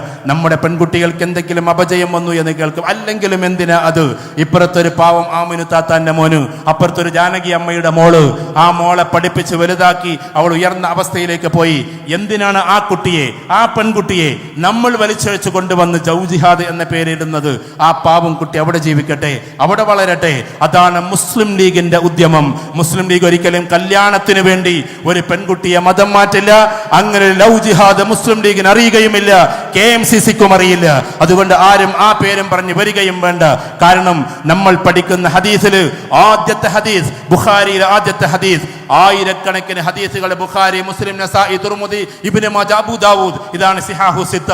അതിലെ എല്ലാ ഗ്രന്ഥങ്ങളിലെയും ആദ്യത്തെ ഹദീസ്, ബുഖാരിയിലെയും മുസ്ലിമിലെയും എല്ലാറ്റിലെയും ആദ്യത്തെ ഹദീസ്, നീ പുറപ്പെട്ടതൊരു പെണ്ണിനെ തേടിയാണെങ്കിൽ പെണ്ണിനെ നിനക്ക് ലഭിക്കും. നീ പുറപ്പെട്ടത് അധികാരം തേടിയാണെങ്കിൽ അതിനെ നിനക്ക് ലഭിക്കും. നീ പുറപ്പെട്ടത് അള്ളാഹുവിനെയും അവൻ്റെ റസൂലിനെയും തേടിയാണെങ്കിൽ അതിനെ നിനക്ക് ലഭിക്കും. ഇന്നമൽ അഅ്മാലു ബിന്നിയാത്ത് എന്ന് പറഞ്ഞുകൊണ്ടുള്ള ഹദീസാണ്. അതിൻ്റെ അർത്ഥം എന്താണെന്നറിയോ? ഒരു പെണ്ണിനെയും മതം മാറ്റാൻ വേണ്ടി നമ്മളാരും പ്രണയിക്കേണ്ടതില്ല.